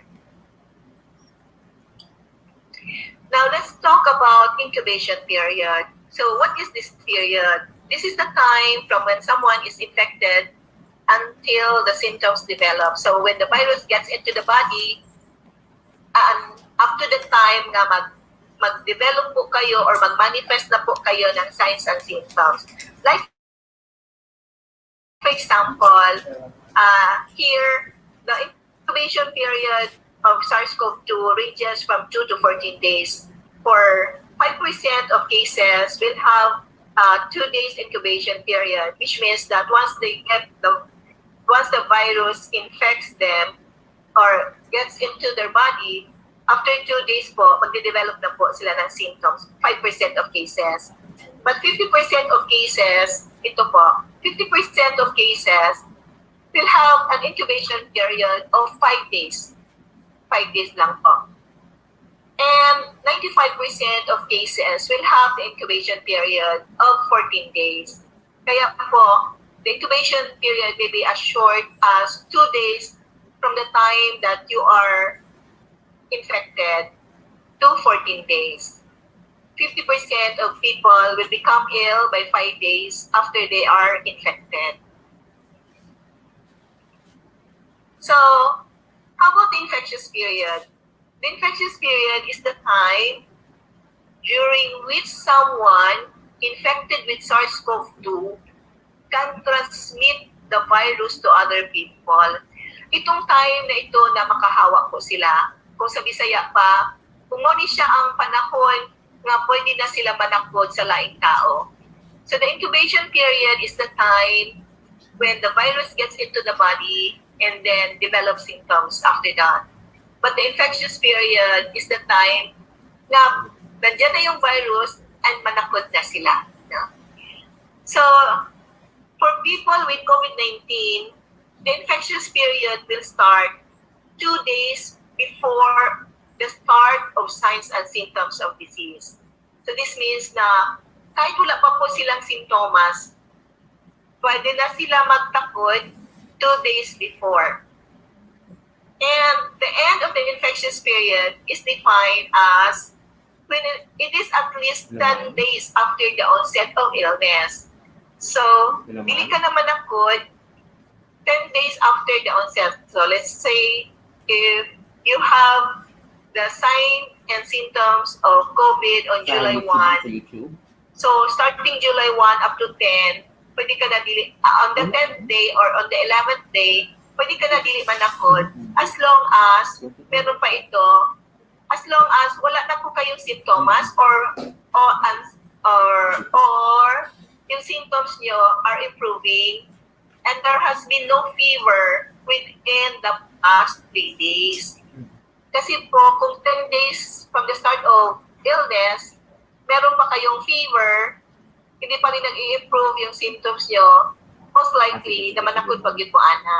No? People who have no symptoms at all can also be infectious. So, bisag wala kay sintomas, pwede gapon ka manakod. A majority of our cases here in Davao City, I can say, are asymptomatic. Wala po silang sintomas. They are healthy. Wala po silang niko-complain. But when we test them, positive po ang result nila because they are close contacts of COVID-19 patients. Kaya pinaswab po namin sila.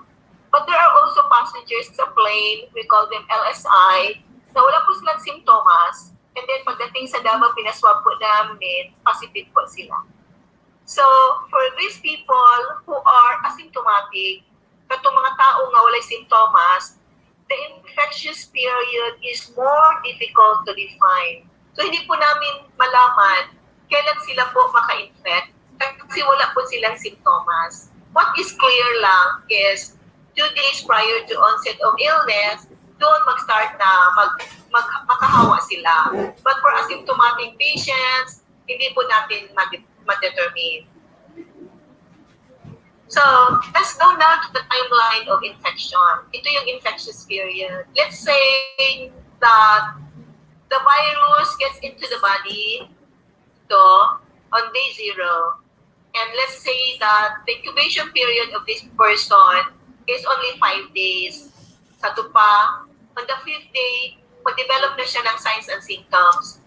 Since I said na 2 days prior to the onset of symptoms, pwede na po siya makahawa. So, on 3 and 4, pwede na po ni siya manakot sa inyo, no? Okay.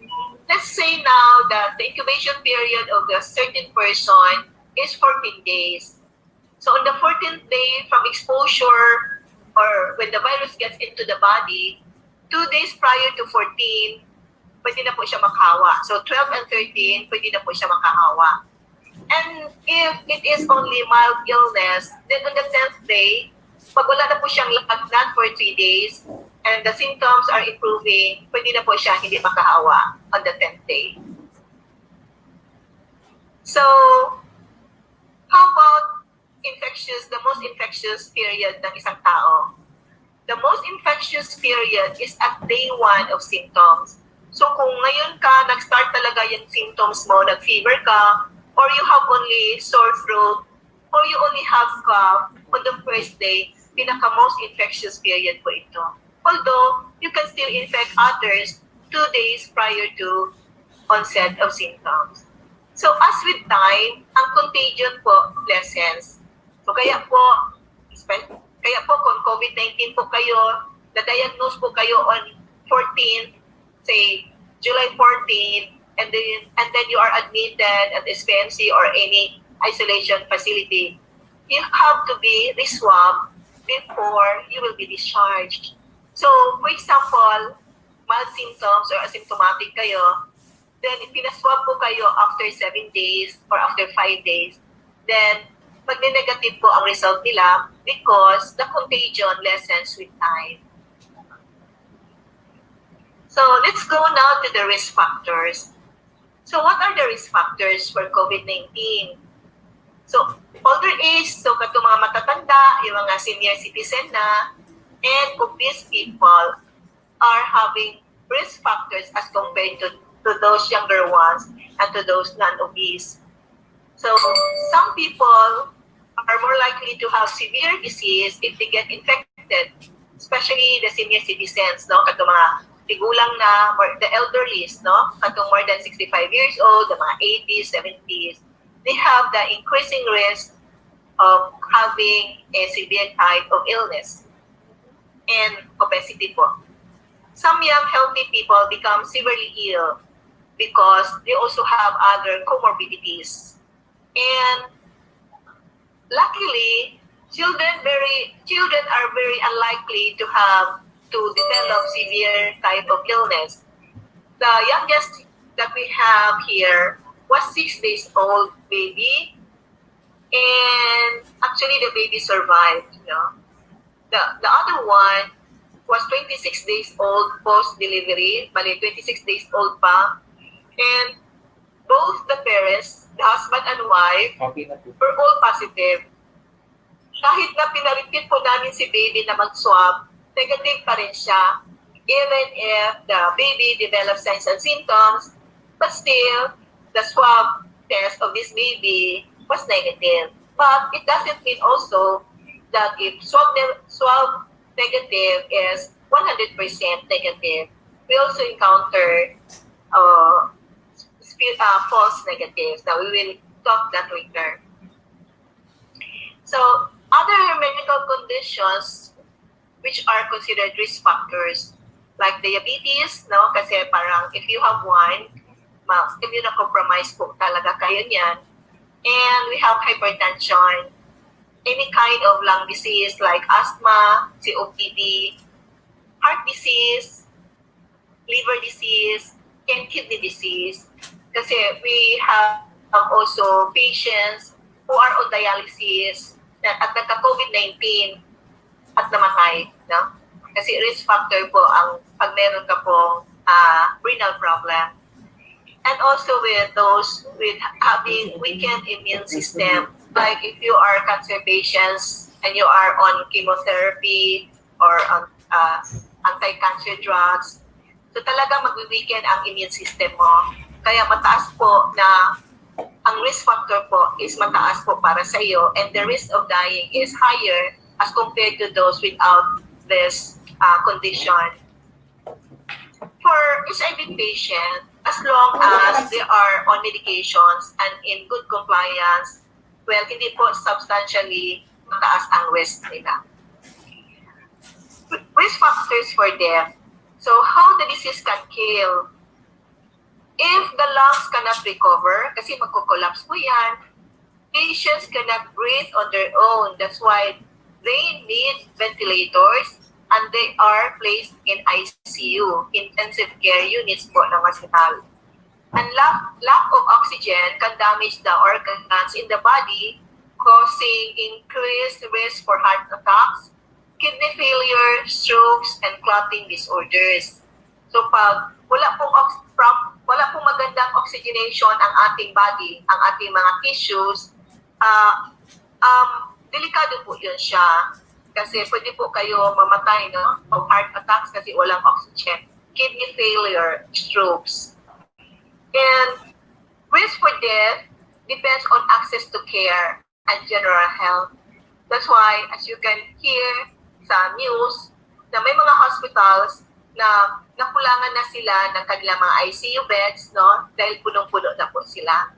And there are yung mga severe type of cases have to be managed sa ICU level na siya. Death is rare among young adults and healthy individuals. Death is more common among older adults. Like, for example, if your age is 65 to 75 years old, you have a 2 to 5% risk of dying. And if you are 85 years old or more, you have a 10% risk of dying. So let's go down to diagnosis. How can we diagnose COVID-19? So what are the tests available? So for now, we have two kinds of tests. We call them diagnostic test or the molecular test and the antibody test. So the diagnostic test identify the virus. So ito pong diagnostic test, talagang ina-identify nila yung virus in the body. So they're getting the virus as samples po. And we call them RT-PCR or the real-time reverse transcriptase polymerase chain reaction, or in short, the swab test. Kasi mas common kasi sa layman yung swab test. And we also call them molecular test. Here in Davao City, we only have one government molecular laboratory, and that is at SPMC. SPMC lang po ang nagtitest. Kami po sa City Health are just parang swab centers lang po. We're only collecting the specimen and we submit the specimen to SPMC for processing. Kaya po, medyo matagal po ma-release ang aming result because we are dependent also sa SPMC. Kung marami pong silang nagtitest doon, and we know that SPMC is also accepting specimen from other provinces and cities and even from other regions. Kasi yung iba po, wala po silang molecular lab. Kaya yung test po natin, medyo matagal po lumalabas. Minsan it will take 3 to 4 days after the swab. And these tests give a sign that the virus is reproducing in your cells. Alam niyo po, mabilis mag-reproduce doon sa ilong, sa nasopharynx. That's why we are getting the sample sa nasopharynx at saka sa throat po. So, antibody test identify the antibodies to the virus. So when we talk about antibody, we're talking about blood. It's so easy to do this kasi it's just a prick sa finger mo para pag nagawa ka ng para point of care ng FBS. And then, you just drop the blood sa basin ng kit. Ang kit looks like pregnancy test kit, no? So you just drop the blood, and then after 30 minutes, you have done the result. Antibodies are made by your own immune system to fight off viruses. Example of antibody is, di ba magpa-test man po tayo ng anti-HBs, no, surface antigen. So we are testing the antibody. If you develop the antibody and you had the past infection, some antibodies like IgG begin to develop when you are sick and can be identified after you recover. Kaya an early test will yield negative result because it is taken so early na hindi pa nagde-develop yung antibody ng katawan mo. Remember this, that no tests are perfect. So sometimes we get negative results even if you are COVID positive because our PCR test is not 100% na magbigay ng perfect result. It's only between 60 to 70. So even if the swab test is negative and you are a close contact of a COVID case, you still have to continue your 14 days quarantine. How we test for active infection? The PCR test is usually done to test people with signs and symptoms. Mas mataas po yung yield ng positivity rate ng ating PCR if it is done to persons with signs and symptoms rather than to asymptomatics. So this swab test, we call it PCR, or let's say simple swab test. It detects the RNA, the genetic material of the virus. So virus talaga ang kinukuha natin na sample doon sa ilong, sa nasopharynx, at saka sa throat. And swab is taken from the nose, throat, or mouth. Specimen typically comes from somewhere in the respiratory tube. Saliva can also be tested. You know, in other areas where they have no molecular laboratory, they are using the Gene Expert. And we know that Gene Expert machine is used to test our TB patients. Yung sputum po nila, ang Gene Expert. So pwede po magamit ang Gene Expert, but we are not using it here in Davao City, although we have Gene Expert machines because we reserve that for our TB patients. Like this time, other provinces, other cities who have been using the Gene Expert machine, nagka-problema sila ngayon kasi wala na po silang cartridges for the Gene Expert. Kaya this time, dahil wala na silang cartridge for that machine, pinapadala po nila ang specimen sa SPMC. Kaya medyo po delayed po ang ating result ng ating swab. How we test for past infection, IgG antibody is the most common antibody test for past infection. Kada bang nag-infect ka niya, naka-recover ka na, mag-develop ka ng antibody. The body starts to produce IgG antibodies 10 to 14 days post-infection, after infection. And antibody tests are usually performed on blood. They can be performed after someone recovers or in people who never had symptoms. Kaya minsan magkaroon kami ng mass screening in areas na considered high risk, like Boulevard, yung Barangay 23C. Nagkakaroon po kami ng mass screening for COVID using a rapid diagnostic test or the RDTs or the IgG test. A positive IgG antibody test shows that you were infected with the virus in the past. But it doesn't tell you when you were infected. And it could mean that you have some protection from SARS virus, CoV-2, but we are not sure yet. Unlike other diseases that once you have one, but once you develop that before, early in life, then you may have a lifetime protection. Like for example, a case of measles or sa Bisaya fatigue dust. Kaisa, ingon nila na once matipdas ka, sa bata pa, dili ka na matakbuyan o tipdas, di na ka matakdan. True enough, but still, not all human beings develop 100% protection. So may iba pa rin, mga more than 95% will have a lifetime immunity against measles, but there are also a few percentage of person who will still be infected with the second time with chickenpox or measles. So this is how we do it. Our swab test. We get sample from the nasopharynx. Ito yon.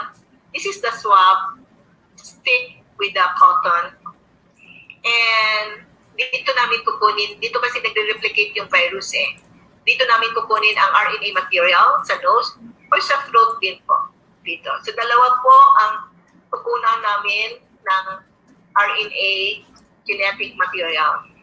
For the RNA test, hindi naman ito kadami ng dugo ha, it's just a picture. Pero prick lang po, drop, maliit lang po ang kukunin na dugo kasi prick lang man tayo sa finger. So let's move on to transmission.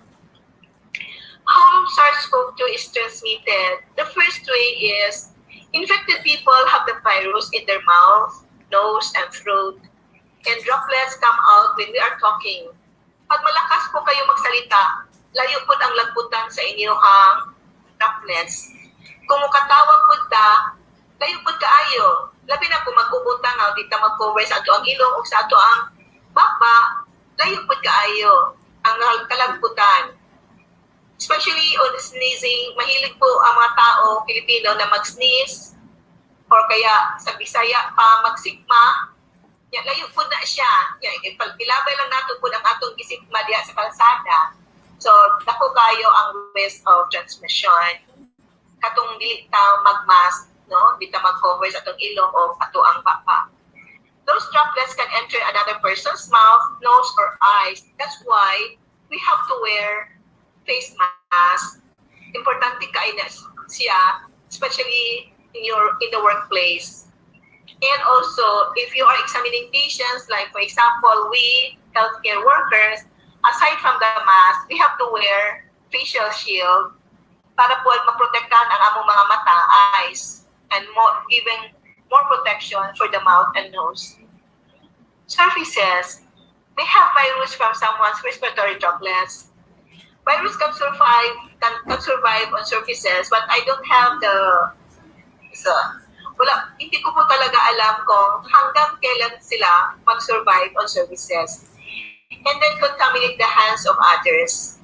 That's why we are promoting frequent hand washing with soap and water kasi hands can transfer the virus to your mouth, nose, or eyes. Hand washing and cleaning are very important to prevent transmission of the virus. So the Department of Education has a very good safety protocol and precautionary measures that they can implement in the work site. But the problem now is, maganda po ang ating protocol, maganda po ang ating mga infection control measures, but if we cannot implement it, if we are not complying it 100%, still we can transmit or we can increase the transmission. Like for example, in hospital setting, we have doctors, we have nurses, nursing attendants who are infected with COVID-19 because although while taking care of the patient, they wear full PPE, but during meal sa pantry po, nagkakainan sila, tinatanggal siyempre yung mask. At nakalimutan na nila yung mga precautionary measures na dapat hindi po sabay-sabay magkain sa isang pantry kasi ang pantry ng isang hospital or even in your office is not big. So hindi talaga ma-implement yung social distancing at saka wearing of mask. Kaya syempre magkaon man ta. Kunya mag-istorya pag yun wal nagkaon, yan nagatubangay lang. So yan ang potential source of transmission kada sa mga pantries. Or even in the office, akala natin na dili na tamahawa because kasama naman natin office mates. But at this time, situation natin ngayon, you always consider someone potentially infected with COVID-19. So as a teacher, kasama niyo, principal, doctors, nurses, even in my office, I always consider my coworker as potentially infected. Kaya pag magsalita talaga kami, malapit kami, I have really to wear my mask and advise her to wear mask. Pag maglapit po siya, meron na po kaming policy na pag maglapit gani siya, kaya nakalimot siya o kanang social distancing na at least 2 meters apart, ako na lang ang muatras or sila na lang muatras, kung muduol ko sila, nakalimot ko, muatras na lang. But then, huwag lang, sabi namin, huwag lang masaktan kasi what we are doing is for the safety of you and for my safety. Kaya, in your office, pag makalimot niya, muduol sa inyo ha, niya mag-istorya, even if they are wearing mask, atras yun mo, atras abante na taani, no? So that's one way of preventing or protecting yourself and the other person. So this is how respiratory droplets, how far it can travel, no? It can travel. So kung pusog ay imuhang ubo, why cover imong bakba, even sa inyong household, kaya sige kaglabas, kaya nag-office ka, and you do not know na na-infect ka na sa office ninyo, and sa bahay, totoo naman, even in my household, hindi talaga ako nag-aware ng mask pag sabi ko, ay, wala man siguro akong exposure. But then, I see to it that I am far from my house help or from my children. Kasi, even talking, ito po, malagpot yun ang ato ang mga laway din ha, no? So, droplets can travel through during sneezes, cough, talking, and it can travel up to 6 feet. or sabi natin 2 meters, no? It can travel up to 2 meters. And it can land in the eyes, nose, or mouth of people. And it can land on surfaces like office tables, on laptops, saan pa, yung mga materials na ginagamit natin, cell phones, na hindi tayo nag-disinfect sa ating mga sariling cell phones, and we keep on touching our cell phones. And mass use can reduce transmission and fewer droplets from infected person. Talaga pong ma-prevent yung transmission if both of you are wearing face mask and social distancing. Kasi even if you're not wearing a surgical mask, kahit na cotton mask, it can prevent na at least by how much percent, sabihin natin 80%, sa dili yun mo lagpot ang laway, plus nakamask po ang imong ka-istorya, dili po, and then may social distancing, hindi din siya. Dali po. Nag-webinar pa po. Nag-lecture pa ako.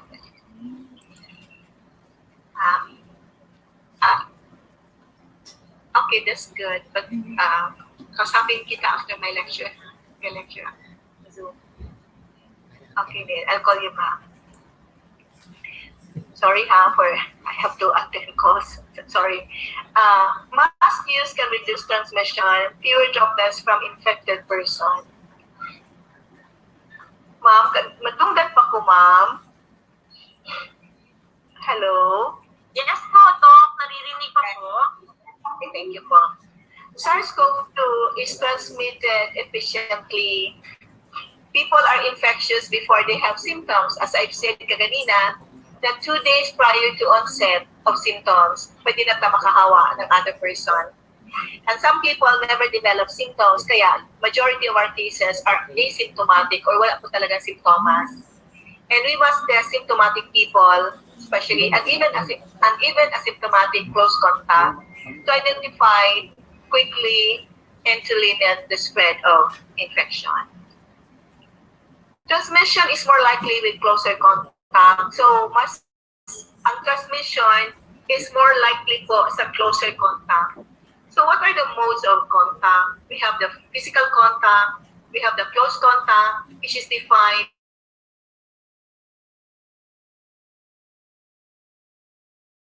as 15 minutes exposure within the city. And also shared environment, like for example, offices and restaurants, for example, sharing food and bathrooms, sharing beds.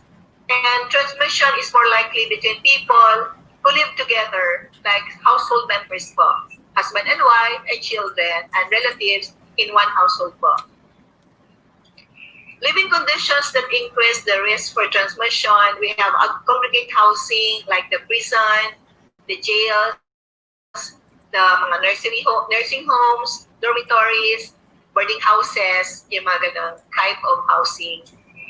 And so example ito ng nursing home wherein the staff also are having increased risk of exposure and infection, and also in health facilities like hospitals, clinics. Why is stopping transmission so important? So let's go back to the timeline of infection. So ito yung infectious period nila, 2 days prior to onset, pwede na sila manakot. And the most infectious is on day 1. So, once na ito si close contact, let's say, si husband ito naman si wife. Joy, nag-zoom pa ako, Joy, sa dali ng Joy. Okay, Joy. So, for example, ito si husband, infected, meron siyang symptoms. And ang close contact niya, for example, is a wife. But the wife has a shorter incubation period. 5 days lang si wife. So, on the 5th day, mag-develop siya ng symptoms. Dapat ito si husband should be immediately isolated. Hindi po siya talaga magstay sa bahay nila. Kasi talaga mahahawa niya lahat ng mga tao sa household. And perhaps he might also infect other people outside of the household. Like for example, 2 days before sa onset, pumasok pa siya sa DepEd, pumasok pa sa office ng principal.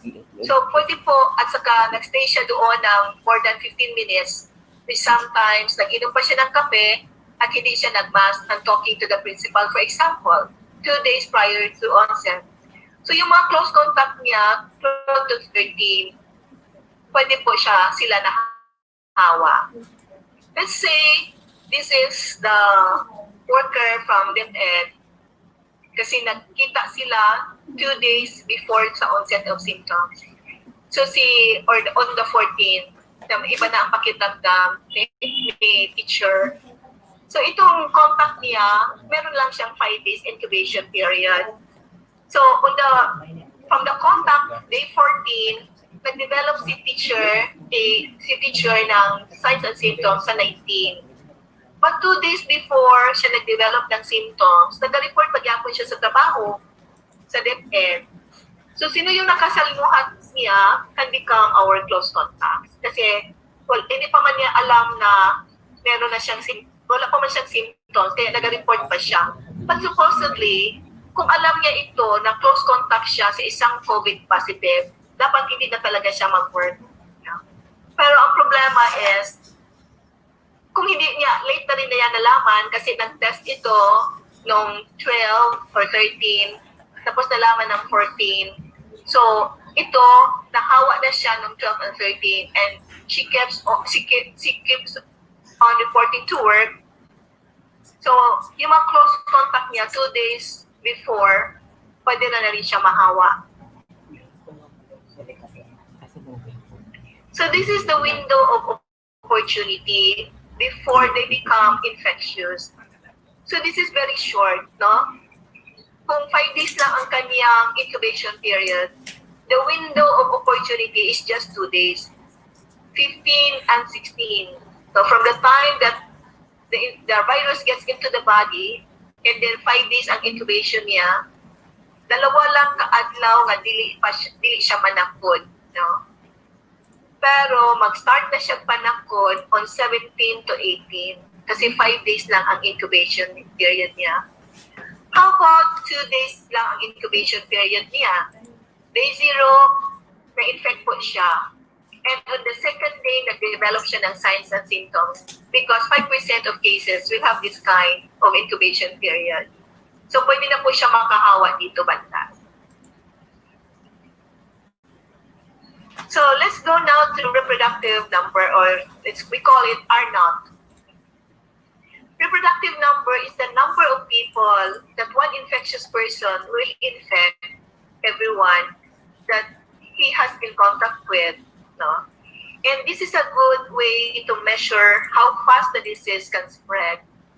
And the higher the reproductive number, the more people will be infected. So let's say this one. So if this is infected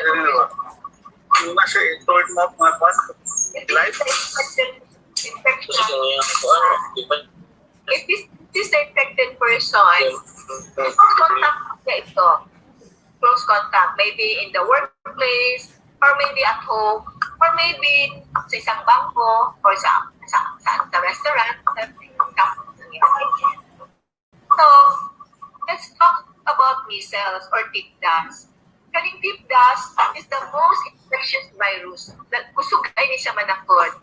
And the reproductive number is 15, which means that one case of measles can infect 15 close contacts.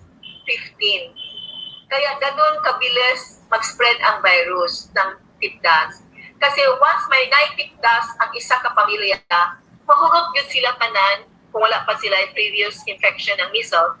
And even the silingan can be infected because the mode of transmission of tick dust is airborne, hindi po droplet airborne. Now, let's go to MERS-CoV or the Middle East Respiratory Syndrome. Ang R0 niya is less than 1. So, pwede siya manakod less than 1 katao. Kaya, hindi po dumating, I think, sa atin ang MERS-CoV.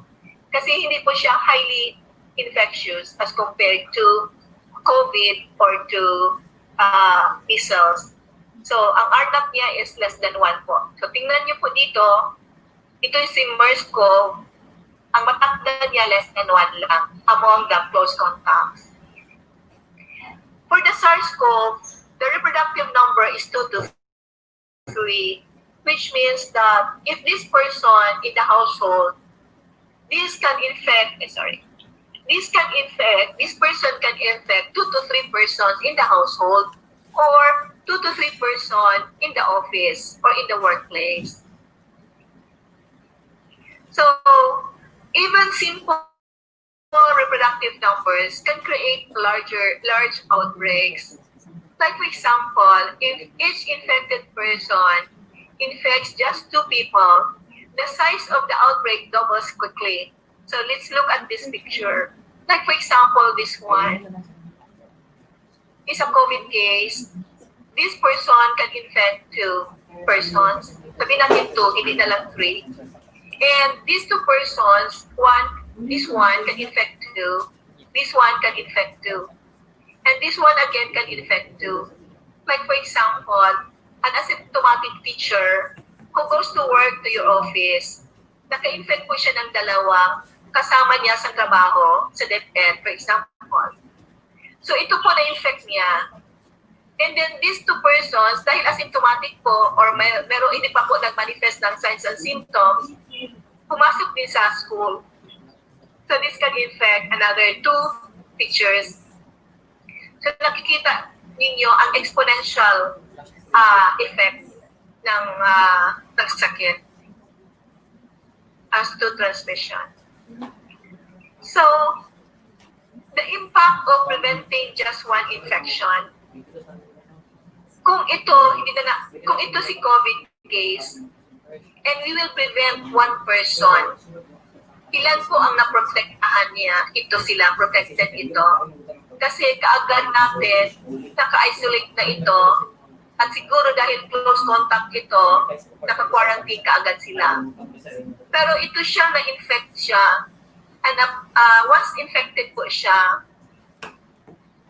na-isolate kaagad siya, at saka other persons who are in contact with him, naka-quarantine na rin po. Ito, quarantine na ito, kasi close contact po siya. So, na-quarantine ito, na-prevent niya ito mag-spread ng infection sa 2 tao. So, the fast interventions that we do, malilesen po natin ang spread ng transmission in the workplace po.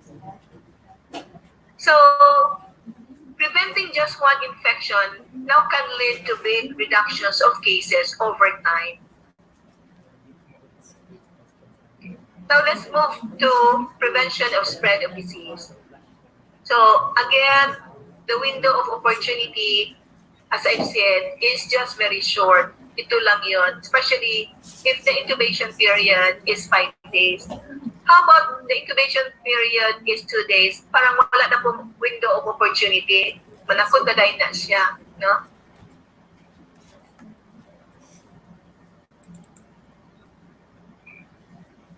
Okay.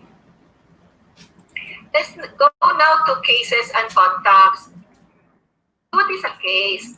A case is yung someone who has COVID-19, whether symptomatic or asymptomatic. And usually, it is confirmed through a confirmatory test, which is the swab test or the molecular test. Now, what is a suspect or probable? Before we can call a person a suspect or probable case, this person should have signs and symptoms of ILI or, say, influenza-like illness or symptoms similar to COVID-19. Pag asymptomatic po kayo at in contact po kayo ng isang COVID positive, hindi po kayo suspect ha. Contact po ang tawag natin, close contact. Pero pag meron na po kayong signs and symptoms, ang dating tawag sa kanila are PUI or the person under investigation. But recently, we call them suspect or probable case because these are someone exposed to a case or never exposed to a case but have similar signs and symptoms of COVID-19 who develop symptoms even if they have not yet tested. No? Ngayon kasi, meron na tayong community transmission. So we do not know if we are exposed to a COVID case. Kasi hindi na po natin malaman. Kasi marami po ang asymptomatic. Pero po, kung mag-develop kayo ng signs and symptoms na pareho ng COVID, ang tawag po sa inyo ay suspect po. Unless if the result would come out na negative for COVID po kayo. Now, if you want to be admitted because you have diarrhea, and you want to be admitted in the hospital, you have to undergo long process po ng examination. Like, even if you don't have you will undergo chest x-ray pa rin po to check for pneumonia. Kasi pag pneumonia po kayo, naku kayo ang chance na baka COVID ito. Or you will undergo a lot of laboratory testings which would say that you are or you are not COVID-19. Kaya, before you will be admitted in the hospital, the screening pa lang for COVID-19 is very expensive. Mga laboratory tests. I think in some private hospital, it will cost you 12,000 just for the screening test alone. So, contact. So, sino po yung contact? Close contact, someone who had contact with a case while they were infectious. During their illness, 2 days before their illness. Pero sa akin kasi kaso ngayon, na marami tayong asymptomatic, walang pong simptomas. Yun po ang mahirap i-determine as what I've said kanina. But if you are a close contact, yeah, like you are a member of the household, pag kasama nyo sa trabaho, and during our interview, malakas po talaga yung description natin na close contact po kayo. And there are 3 kinds of contacts, either physical contact, close contact within 6 feet for 15 minutes or more, and then proximate contact more than 6 feet but in the same room, in the same office for an extended period of time.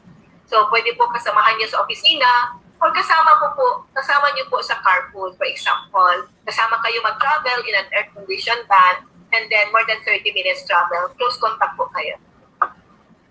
So, asymptomatic cases, ito yung close contact of asymptomatic cases. Sino po yung mga close contact nito?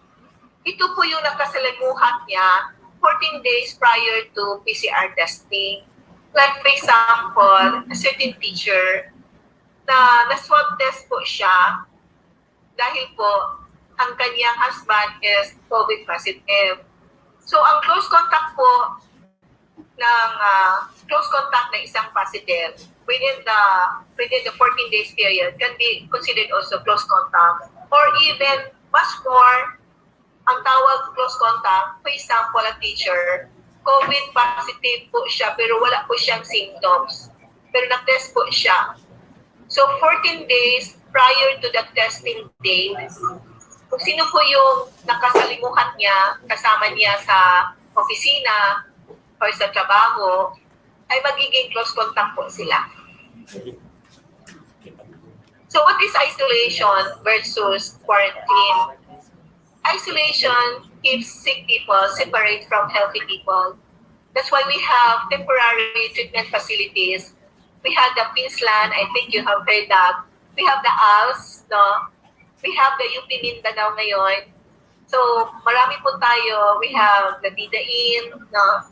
These are temporary treatment facilities. There are also persons who have symptoms who needs confinement in the hospital at SPMC. So, they have isolation wards for the COVID-19 patients. So, what is isolation? Is to restrict to hospital or to treatment facility. Sa Amerika kasi this is American dates na information. Pag COVID positive kasi sa kanila, hindi minsan dinadala sa hospital. They just stay at home or hotel.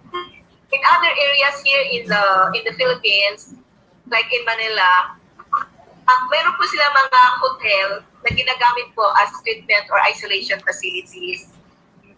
Now, isolation would separate space in hospital to limit contact, like isolation wards, for duration of infectiousness, like 2 days before onset, at least 10 days after the onset of illness, the symptoms must be improving and no fever within the past 3 days.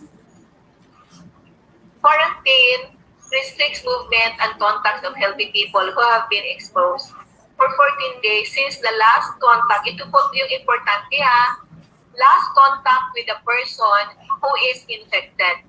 Hindi po yung last kung kailan po nagpa-swab. It should be the last contact with the person who is infected. Kaya po, pag meron po kaming COVID positive, kinupull out na po namin, sinusundo na po sila ng astronauts namin. We call it astronauts kasi naka-PPE. And some persons, because of stigma, minsan Buhangin sila nga, Dok, pwede ba itong ang gabihin na lang ni Kwang Dok para dili ma-alarm ang among silingan? Sometimes, pag hindi naman asymptomatic yung pasyente, usahay mo sabot po din sa ilang feelings nga, Dok, paon magbudik astronaut, o si astronaut, eh kung naka-full PPE, kasi yung aming mga teams na kung nasusundo sa pasyente. Kaya pag meron ng ambulance, at yung lalabas sa ambulance, mga astronauts, makatuig din ng panic sa household, sa community. So, kaya usahay, gabihin na mo sila ginasundo or early morning, kadlaw. No?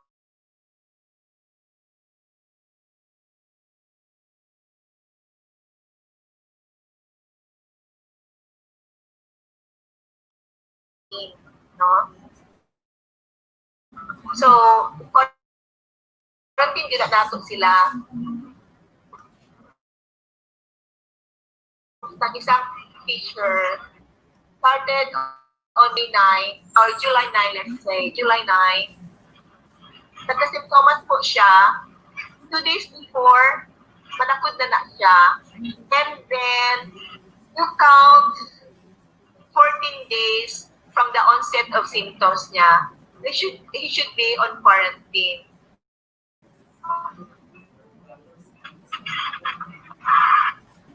So, pwede na ni siya po dili manakod on May 19, lalo na pag may symptoms lang siya.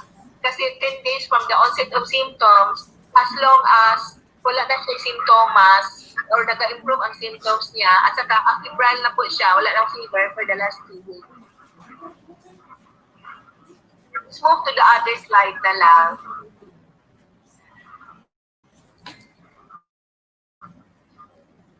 So perhaps itong mga tanong ninyo will be answered.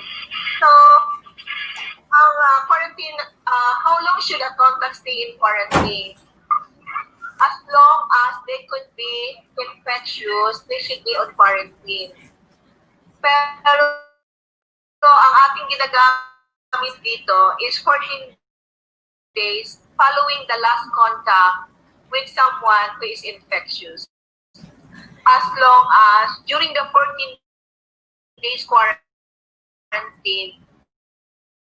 wala po siyang signs and symptoms. Quarantine, even if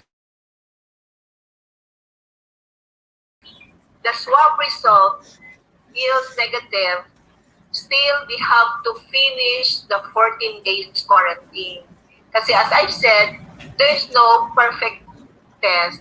Meron pa rin tayong swab negative or kaya tapusin talaga nila yung 14. So kung may in contact siya, their last contact with the case was on May 10, and during our monitoring po, wala po siyang signs and symptoms. At na-swab test, for example, siya, negative po, till katapusin niya ng 14 days. So 10 plus 14 days, hanggang May 24 po ang kanyang quarantine. After po,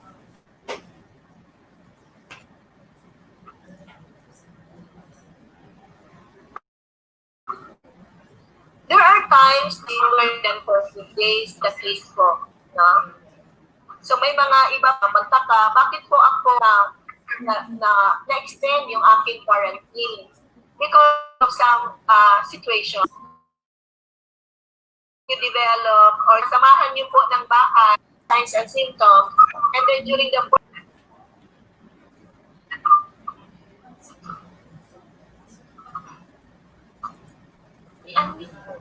to, mute po kayo to.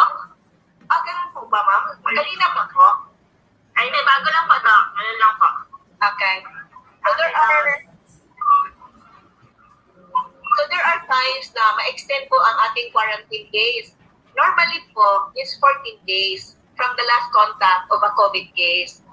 Pero po, kung sa may sample na quarantine po kayo sa isang bahay na kasama po yung kasamahan nyo, like your children, and then during the 14 days quarantine, nagpo-monitor po ang research namin, yung aming health worker. And there is one, during the 14 days quarantine, nag-develop po yung isang household contact ng signs and symptoms of COVID. So your quarantine period will be extended for another, magdagdag po tayo ng 14 days ulit. It will be explained to you by the district managing your area. Pero contacts, wala naman kayong naramdaman for the last 14 days.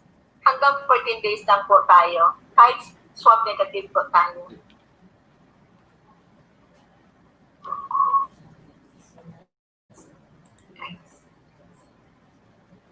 Let's go now to treatment.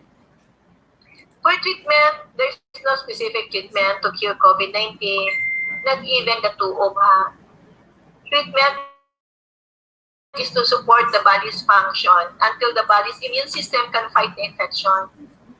For asymptomatic COVID patients, ang binibigay lang po sa kanila is vitamins. No? For COVID symptomatic, in-X-ray nila, if they found out that the patient has pneumonia, tinitreat po nila. There are patients who need mechanical ventilators kasi mahirapan po sila maghinga. And these patients are placed in ICU. People who need it will receive support to keep their lungs working so that the body can continue to get the oxygen it needs. Paano pag nakulangan tayo ng ventilator at hindi nahirapan makahinga yung pasyente? There are hospitals na minsan naubusan na sila ng ventilators. Kaya wala po tayong magawa, mamatay talaga yung pasyente. As to like vaccine updates, for now, wala pa po tayong vaccines available. But we have one, kasi dito may phases kasi yung approval ng vaccine. We have the preclinical testing. This will take minsan years, no? The phase 1 sometimes will take months or years, and even the phase 2, phase 3, and approval. And even sa approval na, it takes some months or years. Kaya sa manufacturing of vaccines, matagal po yan eh. Minsan it will run for 10 years. Kaya ang ating vaccine po ay mahal. Kaya po, make use po sa vaccines available sa ating health centers because these vaccines are free. So we have one from vaccine na naka-reach na ng approval. Green na kasi ito, is in Beijing, the Biological Incorporated. I hope that ma-okay na ito and hopefully optimistically po na baka next year meron na po tayong vaccine against COVID-19. So in summary po, SARS-CoV-2 is a new virus which is still under study and research. SARS-CoV-2 infects people and it causes COVID-19 disease. Although some people are never develop any signs of or symptoms of disease, others are at high risk for severe disease and death. People at risk for severe disease and death include older adults or the elderly and those people with other comorbidities. There are laboratory tests that can identify if someone has an active infection or if someone has been infected in the past. We have the swab test or the RT-PCR or the molecular test. And we have also the IgG test, antibody test. But as I've said, there's no perfect test. people are infectious before they become ill and during their illness. They can infect other people through respiratory droplets. That's why importante po yung mask at saka face shield and social distancing. Without any intervention, this person will infect 2 to 3 others. However, we can dramatically reduce the number of cases if we can prevent the transmission by following strictly the safety protocol in your department. So let's stop COVID-19. Let us cooperate kasi stopping COVID-19 is not only the work or endeavor of health workers, but also we need the cooperation of everyone. Simple cooperation lang po. Wearing of mask in public places, example, in the workplace, and social distancing, frequent hand washing, or disinfection can really prevent further transmission. So my references are coming from the Department of Health Guidelines and also from the Basics of COVID from Johns Hopkins University, Bloomberg. So this is just our report. As of yesterday, we have a total number of 782 cases from the start. 782 na po ang kaso natin as of yesterday. And ngayon, meron pa rin tayong bagong cases na hindi ko pa alam kung ilan ngayong today. But there are times that we have 39 cases in a day. The highest number so far we had in a day was 39 cases, and that was last week, I think. And most of these cases are from locally stranded individuals who returned to our city and they tested positive. Now, as you can see here, the graphic presentation. Kung titingnan niyo dito sa start of MGCQ, where we accept now yung mga LSI natin or mga returnees or OFWs, tumaas po talaga ang cases natin as compared to ECQ. Ang ECQ, ito yung, as you can see here sa ECQ, ito yung mga cases na merong exposure sa Matina Galera. After that, nakokontrol po natin sila ito para sort of plateauing, flattening the curve. But as you can see here, the start of the GCQ, meron na rin spikes. May spikes pa rin of cases and more seen during MGCQ. Siya po pinakamataas po. This was only up to July 18 po ha. Kasi ngayon, we are July 27, ang ating cases po is 782. Last time, up to July 18, 671. So it's just a matter of how many days, almost more than a week, na mayroon tayong increase of 100 cases in 1 week time. So most of the age group affected by COVID-19 are those belonging to age group 20 to 29. Ito po ang maraming cases. And most affected are the female. Minsan tinanong kanina, Dok, bakit maraming female po ang affected na age group dito? Kasi ito siguro sila, yung parating lumalabas, dahil sila po yung nagro-grocery, na mamalengke, housewives. Oo, kasagaran ang mamalengke, kasagaran mga babae man, pag-groceries, kasagaran babae, dili ka ay lalaki. And as to death, most of those who died are those more than 60 years old. And 50 to 59, daghang kay nangamatay nga yung ani nga edad. Kasagaran na bang nangamatay kay mga lalaki, dili nga edad, ngano ka? Baka smokers sila, hindi natin alam, or may mga vices sila. We do not know. Baka sira yung liver nila because alcohol intake and they are smoking. But I cannot really say 100% the reason why males are more likely to die than females. So, nature of exposures. Ito yung kasagaran dyan kay close contact to a COVID patient. And we have community exposure of unknown index. Di po namin alam do, wala po kaming kasama sa bahay.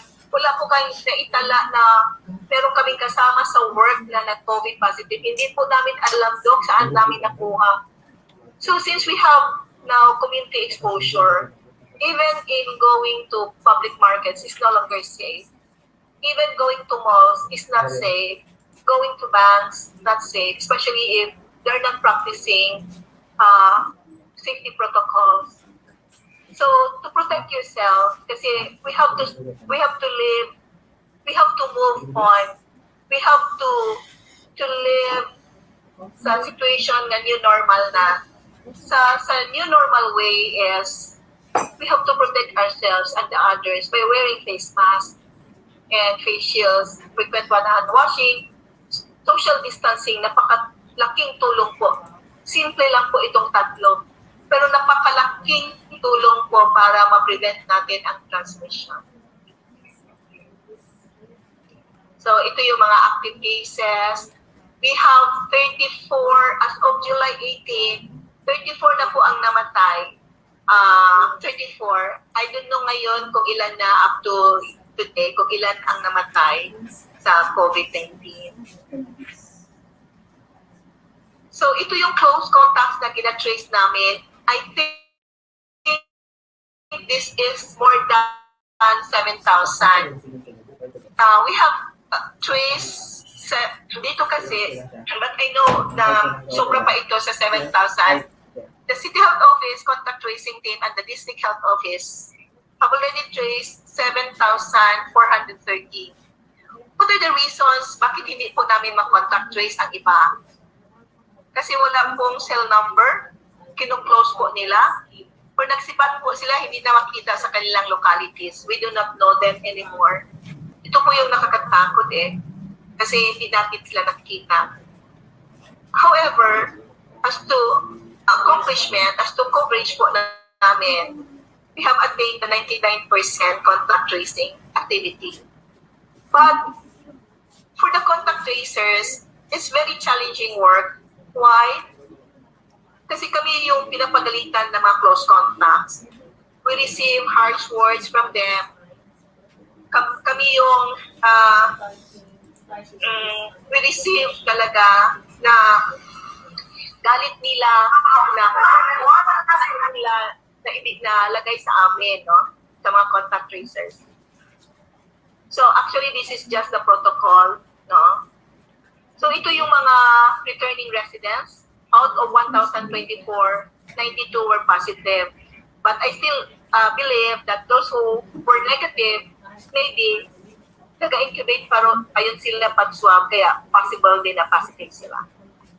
Now, with the Hatid program, Hatid Sundo, na ngayon ginagamit natin. Thank you pala, DepEd, for allowing us to use your Navarro, Lasang Elementary and High School compound. Nandun po yung ating mga returning residents na hinahatid po by buses. Nandun po sila naka-quarantine for 14 days. They arrived, I think, yesterday, and they were swabbed yesterday. Tingnan na lang po natin kung may mga results na. And if may mga results po, ipo-pull out po sila dalhin sa SPMC. And those negative will stay at Navarro School for 14 days po para po ma-clear po sila sa COVID. So I think that's all.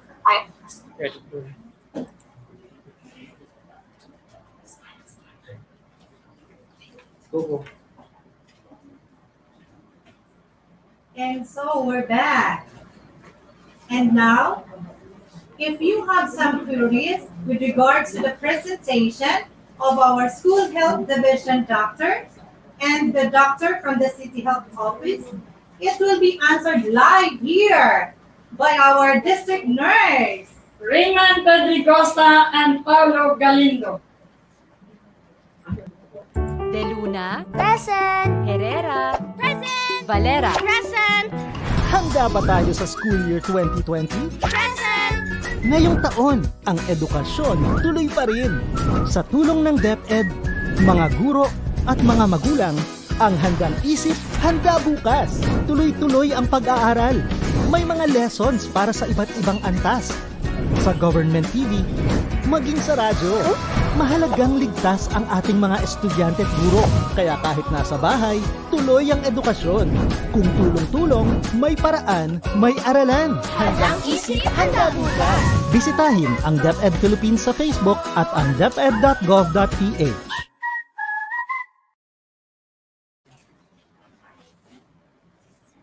Okay, may buntag sa tanan. To all teachers of Buhangin District, may buntag, no? So, we have here some questions, no, to answer, no? And then, this question is related to the COVID-19 pandemic. Okay? So, number one question, given the idea of the present situation of the COVID-19 pandemic, how would you able to take care of the needs of your teachers this coming August 24, 2020?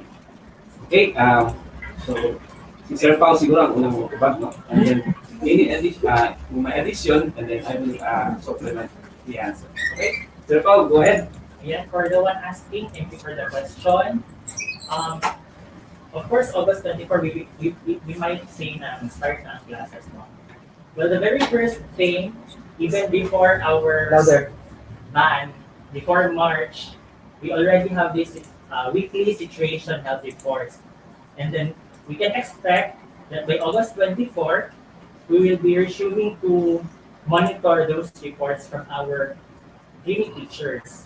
So we will be in coordination with the clinic teachers, all, including the learners, the teachers, and all the staff in the school will be monitored daily.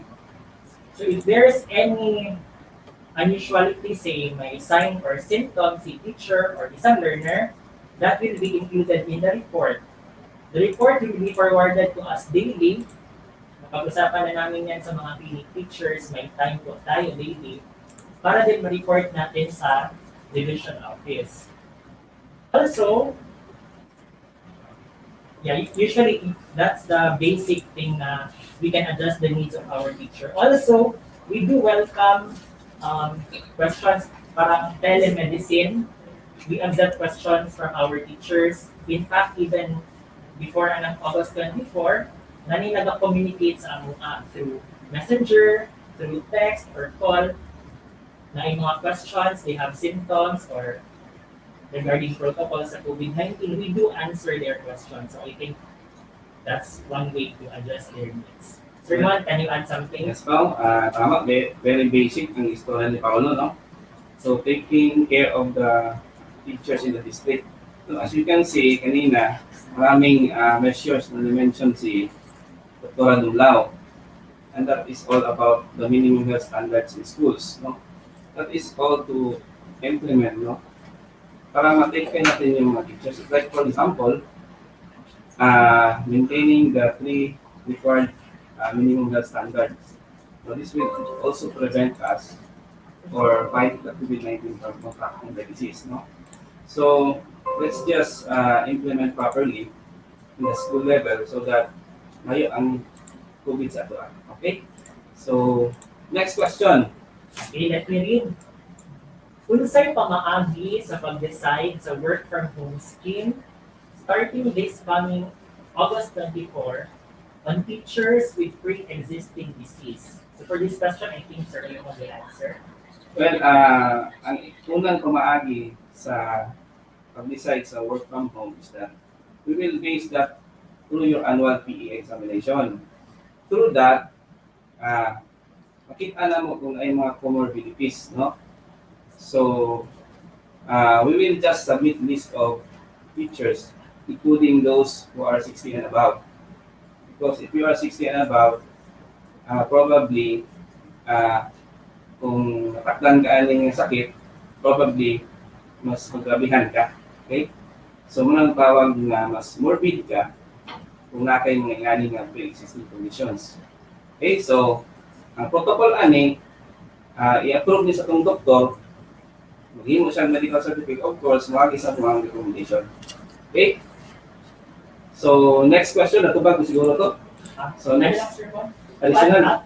Yes, because there are, during the annual leave, I think it is pipila na dili mag-divulge sa ilang condition. And then up to this point, na kailangan nila ko proof for work from home na scheme. So in ana, of course, masabta natin kung hindi wala man siya na-declare. So we will accept. But of course, we need attachment like medical certifications from a private consultant or physician. Having that, we can forward it, we can include learning in the list para sa work from home scheme. So, nga to pa, no, kung nasa sila plano nga mag-apply for work from home, no, we just submit it to us, no, and then we will recommend it to our doctors. Okay? So, next question. How? Na ay isa ka family na subject for quarantine ay na-expose sa usa ka positive. Kung sa'y protocol, kung submit sila sa COVID test, libre ba kito? Ikaw, answer na ako. Okay. Isa ka family subject for protocol. Usually, this information is of course, trabaho na siya ang pag-inform sa family is trabaho sa contact tracers. So, what I'm saying is, dili sa tabang tuo-tuo dayon nang ingon ang magsiling ng sir, positive ni siya. Ha? Because ang mag-identify ang contact tracers and the family mismo will be informed first-hand information. So, ang protocol, instructions will be given to them. Usually, it's from the Barangay Health Center. So, mag-coordinate si DHW, kasi sila man ang usual with the as a field. The family will be informed. Ang usahay phone call, text message. And then, nice steps or instructions na ina-communicate. So, usually, aside sa SPMC, dito ato ang testing, minarefer ko na uban sa Barangay Santa Ana na Health Center, which is one of the two identified na barangay health centers na COVID dedicated. So, to answer, libre siya, yes. Punta, magpadayo na siya, no, kay it's expensive, but luckily, basta ang exposure na to, basta libre to siya. Okay. So, next question. Okay na. Wala na additional. So, ang next and last question. Okay, so let me read the fourth question. If a person is experiencing COVID symptoms like cough, fever, muscle pains, when would he submit himself for admission in a hospital? Unsa iyang dapat I think it's the same, no, to the question number 3. Okay, kung akay suspect sa iyong sarili o sa silingan, so, ang iyong mga buhaton is, ayos sa kakakistorya, no? Let the contact tracers do it. And then, if virgin pa ang case, kung based sa imong, initial pa lang no? Kung wala pa yung nakaipaluan even the contact tracers, you can ask the barangay to go to the family and interview. And then, halimbawa, kung may possible suspect, and then sila lang bahala mag-refer.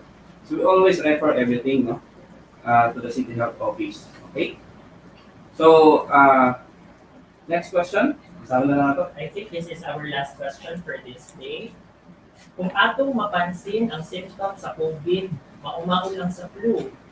Kanus ata makaingon na flu lang siya o COVID na. Okay, sige pa. Go pa.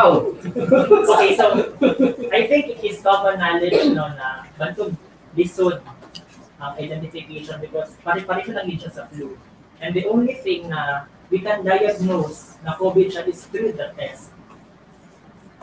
So, kung ikaw as a teacher, as a person na may flu-like symptoms, ikaw na mismo mag-submit sa inyong sarili na mag-stay lang ka sa balay.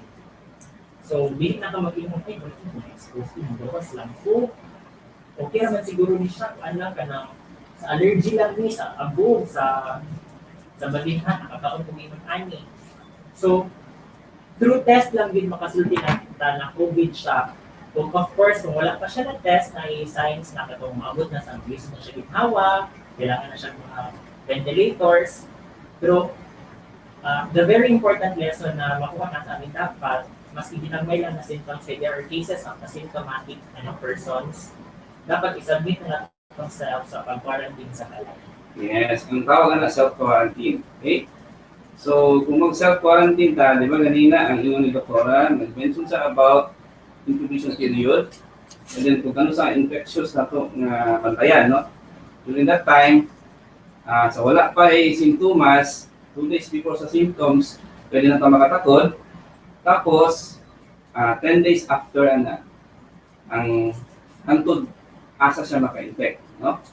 So, ang total quarantine na to is 14 days. Para makasiguradong after 14 days, kung wala na siya symptoms, wala na siya fever, hindi nag-progress ang iyang pag-ayo, no? So, ibig sabihin, pwede na siya magawas. Okay? So I think those are all the questions. I hope we answered your questions, teachers. We thank you for listening to this part of the LMS training. So I think we have to turn it over to our moderators for this day, Ma'am Marife and Ma'am Cora. De Luna. Present! Herrera. Present! Valera. Present! Handa ba tayo sa school year 2020? Present! Ngayong taon, ang edukasyon tuloy pa rin. Sa tulong ng DepEd, mga guro at mga magulang, ang handang isip, handa bukas. Tuloy-tuloy ang pag-aaral. May mga lessons para sa iba't ibang antas. Sa government TV, maging sa radyo. Mahalagang ligtas ang ating mga estudyante at guro. Kaya kahit nasa bahay, tuloy ang edukasyon. Kung tulong-tulong, may paraan, may aralan. Handang isip, handa bukas. Bisitahin ang DepEd Philippines sa Facebook at ang deped.gov.ph. Okay. I think Ma'am and Sirs are satisfied with their answers.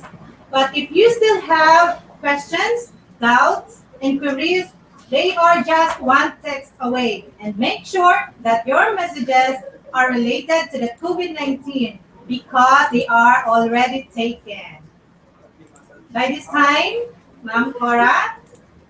At this juncture, our very own supportive 2nd Congressional District Congressman Vincent J. Garcia will give his message and to be read to us by Sir Albert Lumpas, the school head of Buhangin Elementary School.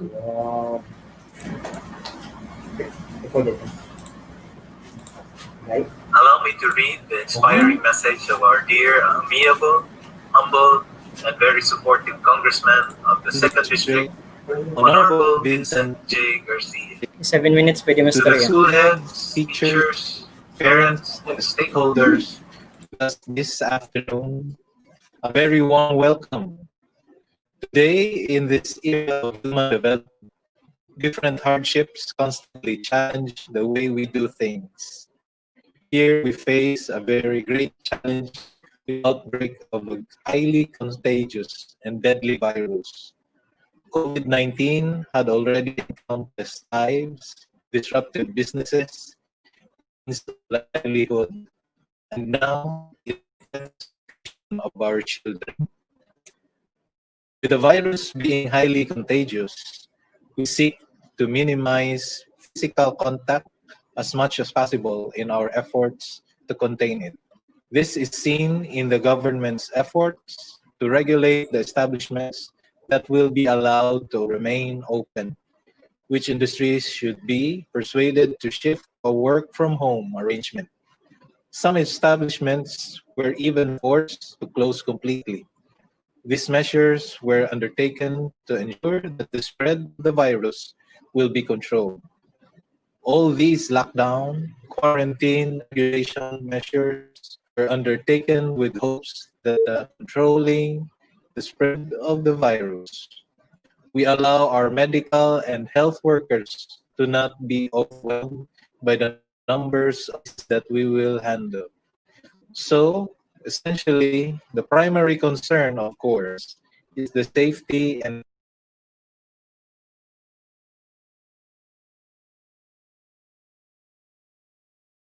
health of everyone. However, these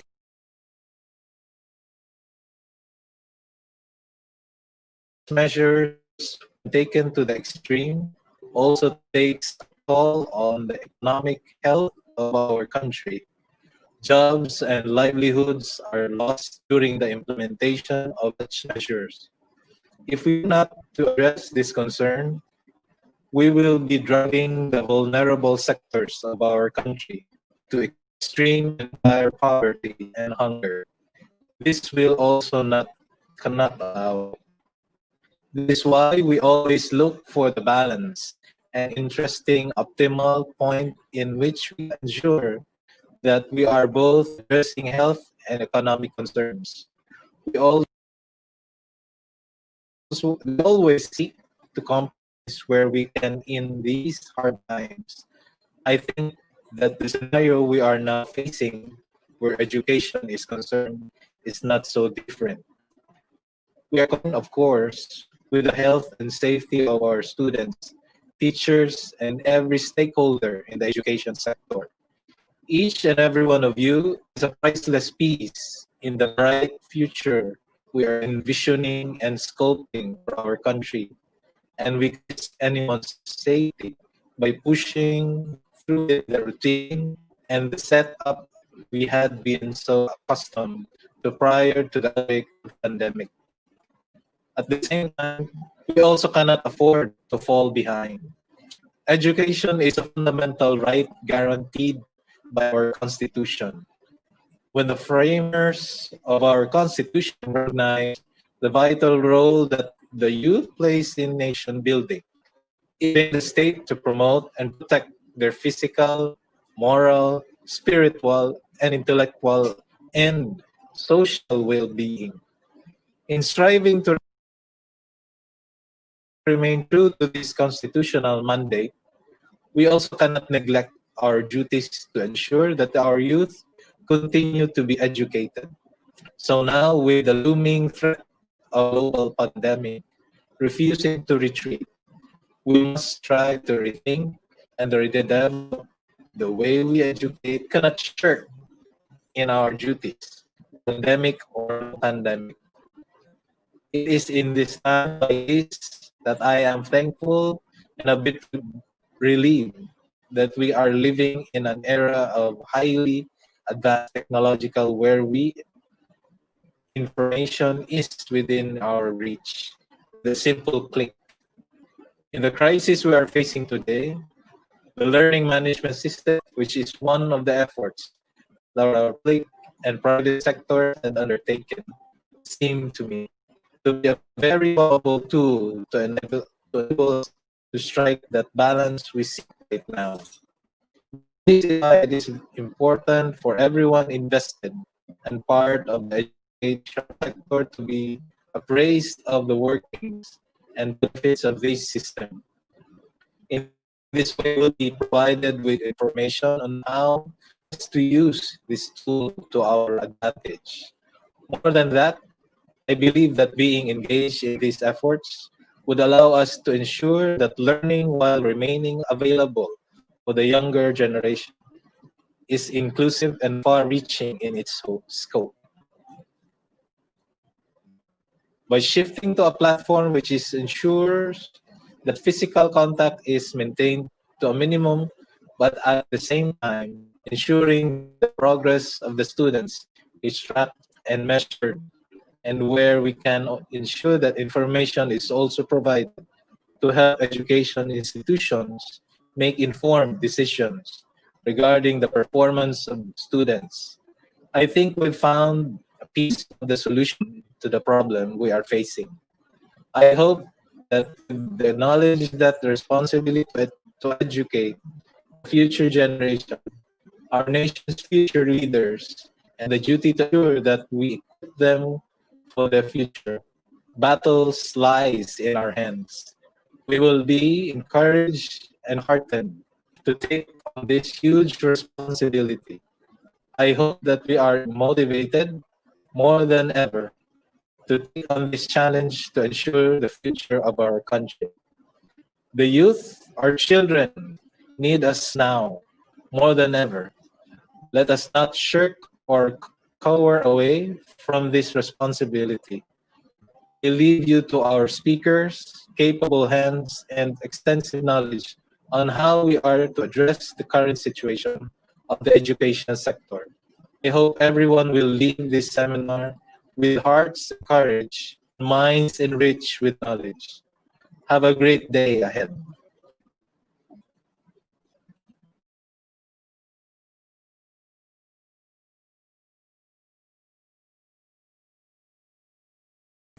And the Buhangin district is very thankful for your undying support. God bless you all. sir. And now, we will hear another message from our Schools Division Superintendent, Sir Rinaldo M. Galiana, CESO 5. To the Department of Education family, a pleasant morning to all. We at the Department of Education have the noble mission to provide inclusive and quality and equitable education for all learners across all grade levels. Our profession calls on all of us to take proactive action in the realization of our goals and aspirations as educators. These needs we perform in society reminds all of us to face all the challenges and crises that come along the way with courage and resilience. Now, we are at the forefront in battling against one of the greatest crises we face as educators, the scars of the COVID-19 pandemic. As cases unfortunately rise, our government has imposed quarantines and exhaust all possible means to contain the spread of the disease. While many programs have been put on hold because of the pandemic, one thing must always remain certain: education must continue. We need to fight for the education of our children. Currently, the Department of Education has proposed the Basic Education Learning Continuity Plan. As Secretary Leonor Martulis Munoz said in an official statement, the department is fully engaged in readying our operations based on our PELCP, from the central office down to the school level. There has been an update on policies, realignment of finances, and collaboration with stakeholders to achieve the goal of providing quality education for all learners, and at the same time, to ensure the good health and safety of all members of the entire DepEd community. Secretary Munoz highlighted that with a comprehensive PELCP and the President's instructions, we can live towards achieving our ultimate goal of making education a symbol of hope amidst doubts and uncertainties. I truly support and agree and abide by the statements of our beloved Secretary of the Department of Education. I myself am a firm believer that hope can dispel all the fears we face as educators. In these trying times, of course, hope without concrete actions is futile. Hence, we are once again being called to take the leap of faith in making education possible for all our children. In response to these changes we face, the Department of Education Division of Davao City takes on a courageous and dynamic role in preparing and in equipping all of you with the necessary skills and knowledge in handling new methods of teaching. One of the technologies we introduce to our fellow educators is the Learning Management System, which is considered as a repository of all educational data. This training is highly important and relevant to all our educators because of the pressing demand to employ flexible modes, methods, and means in the delivery of quality basic education. Today marks the culmination of the cluster training on teachers on the LMS. I would like to express my commendation and my gratitude towards all public schools district supervisors who lead or slight shift towards a new way of providing education. I would also like to express my commendation to all the school principals, the trainers, educators, and all the teacher participants for a job well done. Continue to lead, inspire, and excel in your respective fields. Most of all, continue the drive and passion to work and advocate for the education of our children. The end of this week-long cluster training shall hail the beginning of the new chapter of our journey in rising above the crisis and challenges brought about by the pandemic. But let not the trials of the day discourage you.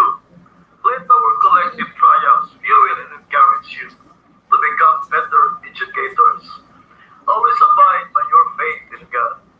Always abide by your calling to educate the Filipino youth. Magkailo sa kitang tanan, isip usa ka pamilya. The spirit of unity shall be our guiding force to loosen the grip of the pandemic in our institution. Sulong edukalidad, handang isip, handang bukas. Good day.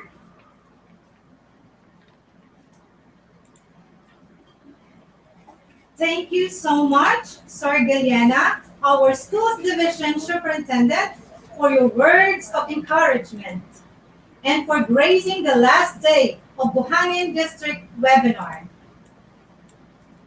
Pa-shout out po dyan from Nonato Makabingkil. Happy birthday to Ma'am Claire Bosca of Dumanlas Elementary School.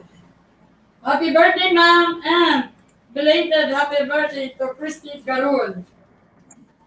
At this juncture, let us invite everyone to witness the activities behind the success of this week-long webinar.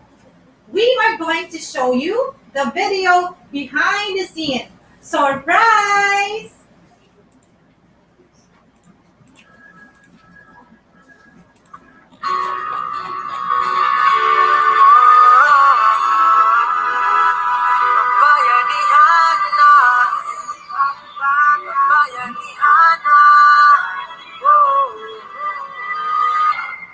Bayanihan, tutulungan, walang kupas na kaugalian. Ang nagatibay, sinasabuhay, ilak sa puso ay walang magkapantay. Panahon na naman ang brigada. Gigising lakas at diwa, tara na brigada na.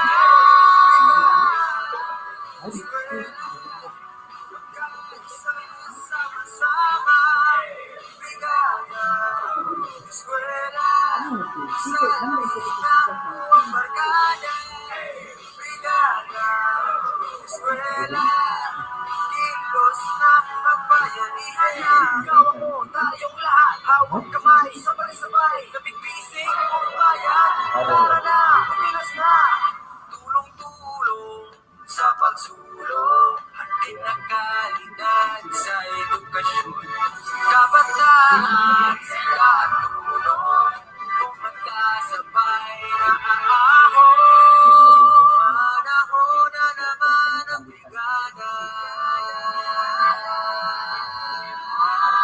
Bigisin lakas at diwa, tara na brigada na, brigada, eskwela, kilos na ang bayanihan na.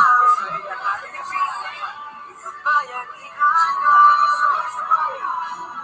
bayanihan na,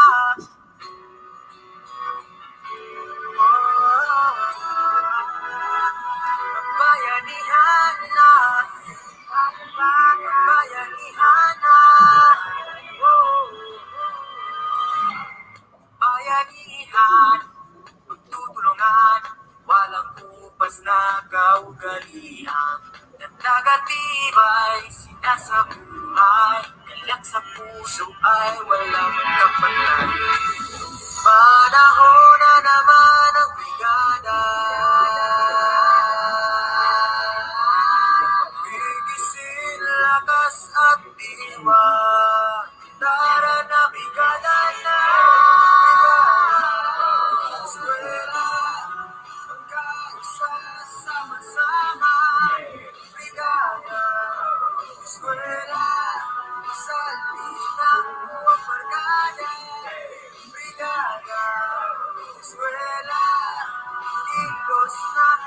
bayanihan na. Ikaw ako, tayong lahat, hawak kamay, sabay-sabay, kapit-pising, bayan, tara na, umilos na. Tulong-tulong sa pagsulong, hatid na kalidad sa edukasyon. Kabataan, sila tulong, kung magkasabay na aahon. Panahon na naman ang brigada. Gigising lakas at diwa. Tara na brigada na, brigada. Eskwela, kilos na ang bayanihan na. Bayanihan na, bayanihan na.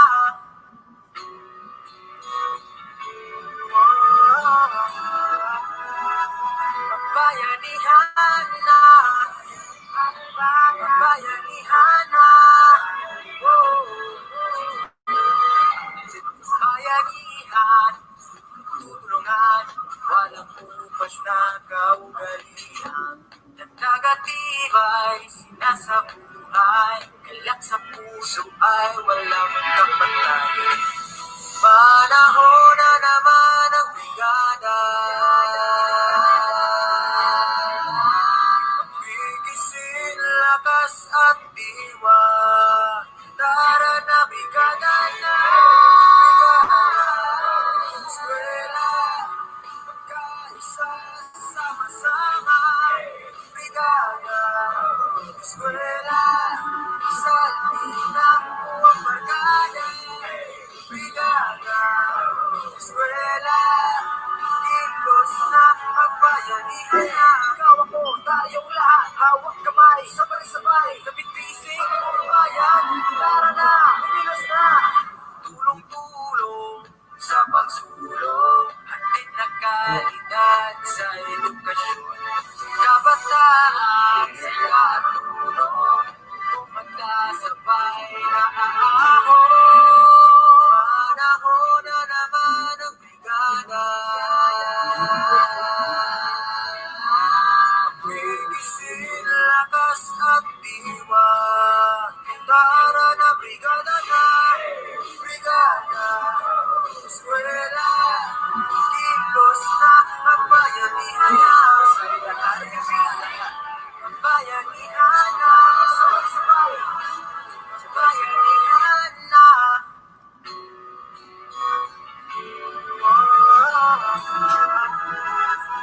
Bayanihan na,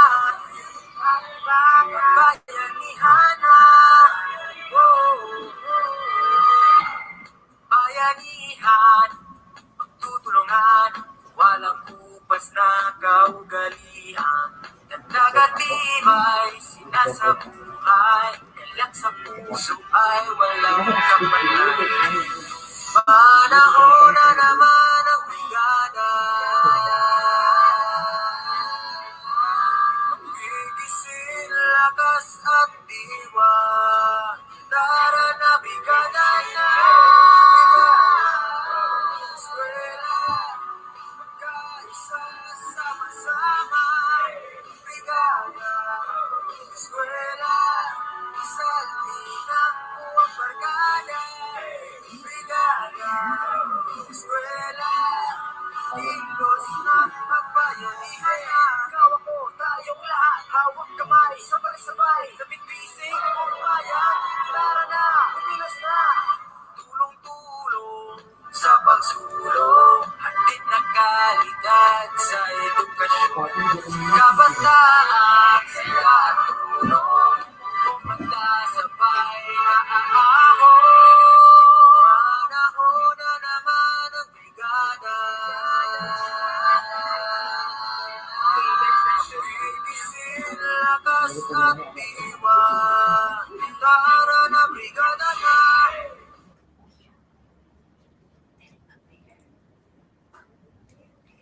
And now we have a viewer from Luzon. Shout out, good noon, watching from Binagbag High School, Angat, Bulacan. From Brenda Bernardo. Hello, Ma'am Brenda. Good noon. Thank you for watching. Also, yesterday we have a viewer from Visayas. We are live from Luzon, Visayas, and Mindanao. Congratulations, Buhangin District. Yeah.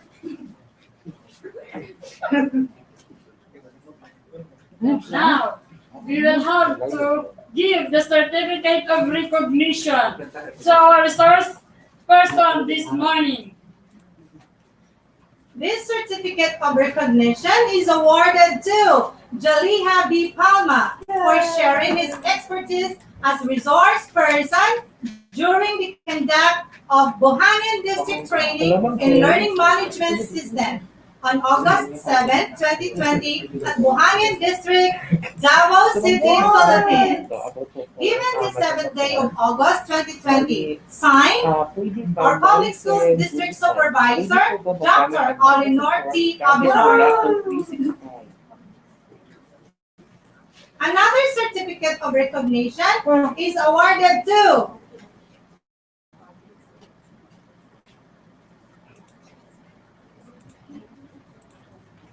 Raymond Tedrigosa and Paulo Galindo.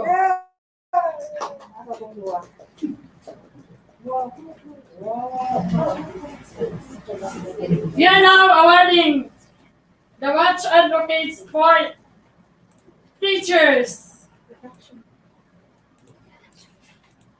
Before the teachers will be given the award, we will have first the Buhangin District Mamtora, the production team, Watch Advocates. Later, we will have the teachers. But for now, we will have first the production team, Watch Advocates.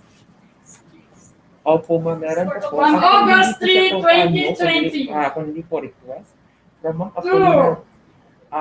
From Ma'am Certificate of recognition is presented to Maria Ligaya R. Romero, our Watch Advocate from Pilar P. Rodriguez Integrated School. Given this 3rd day of August 2020 at Buhangin District, Barangay Buhangin, Davao City, Philippines. Watch Advocate Marlon Velodo. Yes, another. Cherry Kanda. And Florendo U. Jacinto. Opo, at saka last po, ma'am. Rickmar O. Cinco. Ano ang next copy para po sana ma-download namin yung app na Congratulations gagamitin to for August 4, 2020, we also have Maria Ligaya R. Romero. Lenny Rose O. Batausa. Dainavi Clapano. Rosemary B. Martinez. Edgar Manriquez. Buhangin District Production Team, Watch Advocates, August 5, 2020. Wow! Maria Ligaya R. Wow! Ikaw na dyan ng joy. Marlon Coludo.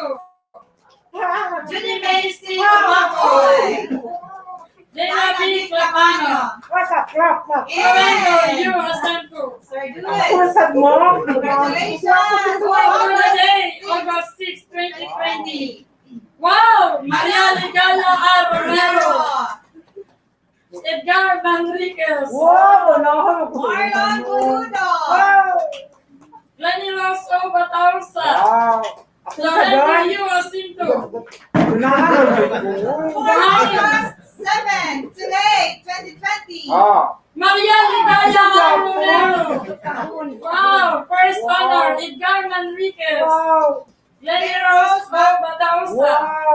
Florendo U. Jacinto. Ako yung una kanina niya. Walang tao. Dainavi Clapano. Congratulations! Yay! By this time, we will have the awarding of Watch Advocates for the teachers. Buhangin District Watch Advocates Day 5. Charlene C. Lipapao of Buhangin Central Elementary School. Maricel B. Pondoyo, Balon Elementary School. Ana Ruth A. Subong, Cabantian Elementary School. Elimita D. Butaslak, Buhangin Central Elementary School. Eileen A. Tubigon, Calyawa Elementary School. You may claim your prize. Contact Ma'am Juliet Ando. 0910 181 8958. And you will receive a 50 pesos loan. And a certificate of recognition. Yes, Ma'am Cora. We have the certificate of recognition to Watch Advocate Charlene C. Lipao, given the 7th day of August 2020 of Buhangin District, Barangay Buhangin, Davao City, Philippines. Signed by our District Watch Coordinator, Delia L. Ando. And Watch Coordinating Principal, Maria Ligaya R. Romero. And of course, our Public Schools District Supervisor, Dr. Arlinor T. Abelardo. Another certificate of recognition is awarded to Maricel B. Condoyo, Anarot A. Subong, Elenita D. Butasla, Eileen A. Tubigon. and thank you donors for the given 50 pesos loan. We have Marites Tuniel, Florencio Gonzalez, Julieta Ando, Maria Marlene Ragot, Arlinar T. Abelardo, Florendo U. Jacinto, Raymond Pedregosa, and Narcisa Bing Galangin, Cherry Kanda, Melchor Magallanes, Judy Macy Umapoy, Marlon Buludo, Corazon G. Caballes, and Man Mariting L. Manabay. Thank you so much for your donors. Yes.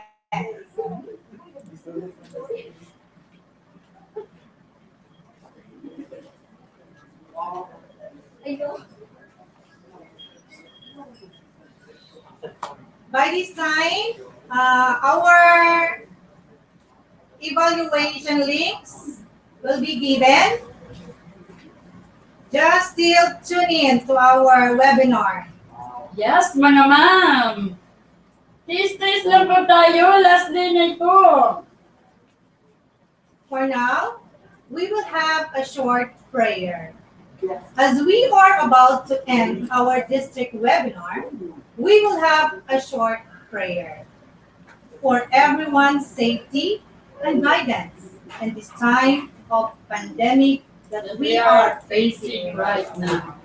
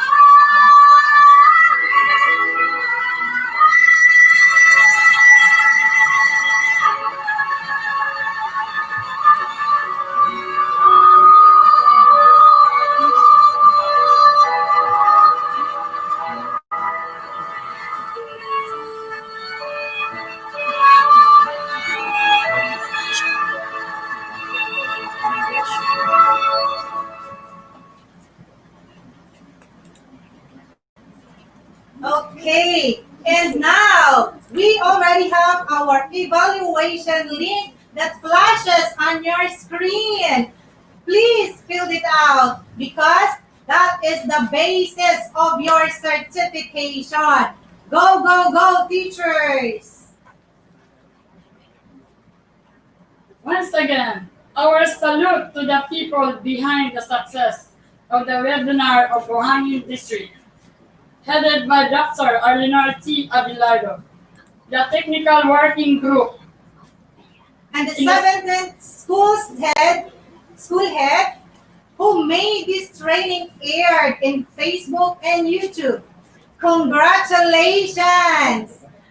But before we will be signing off, let Ma'am Cora read a quote. Ma'am Cora?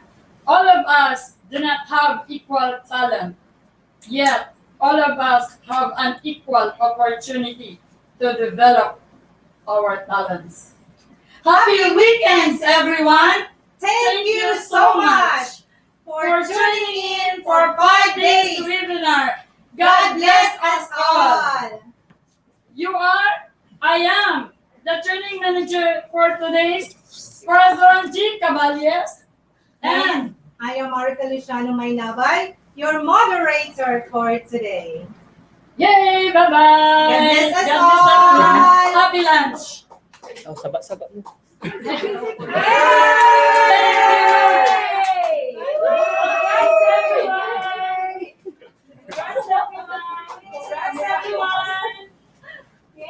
Yay! Naman na the 5 days. Congratulations! Bye! God bless Deluna. Present. Herrera. Present. Valera. Present. Handa ba tayo sa school year 2020? Present! Ngayong taon, ang edukasyon tuloy pa rin. Sa tulong ng DepEd, mga guro at mga magulang, ang handang isip, handa bukas. Tuloy-tuloy ang pag-aaral. May mga lessons para sa iba't ibang antas. Sa government TV, maging sa radyo. Mahalagang ligtas ang ating mga estudyante at guro. Kaya kahit nasa bahay, tuloy ang edukasyon.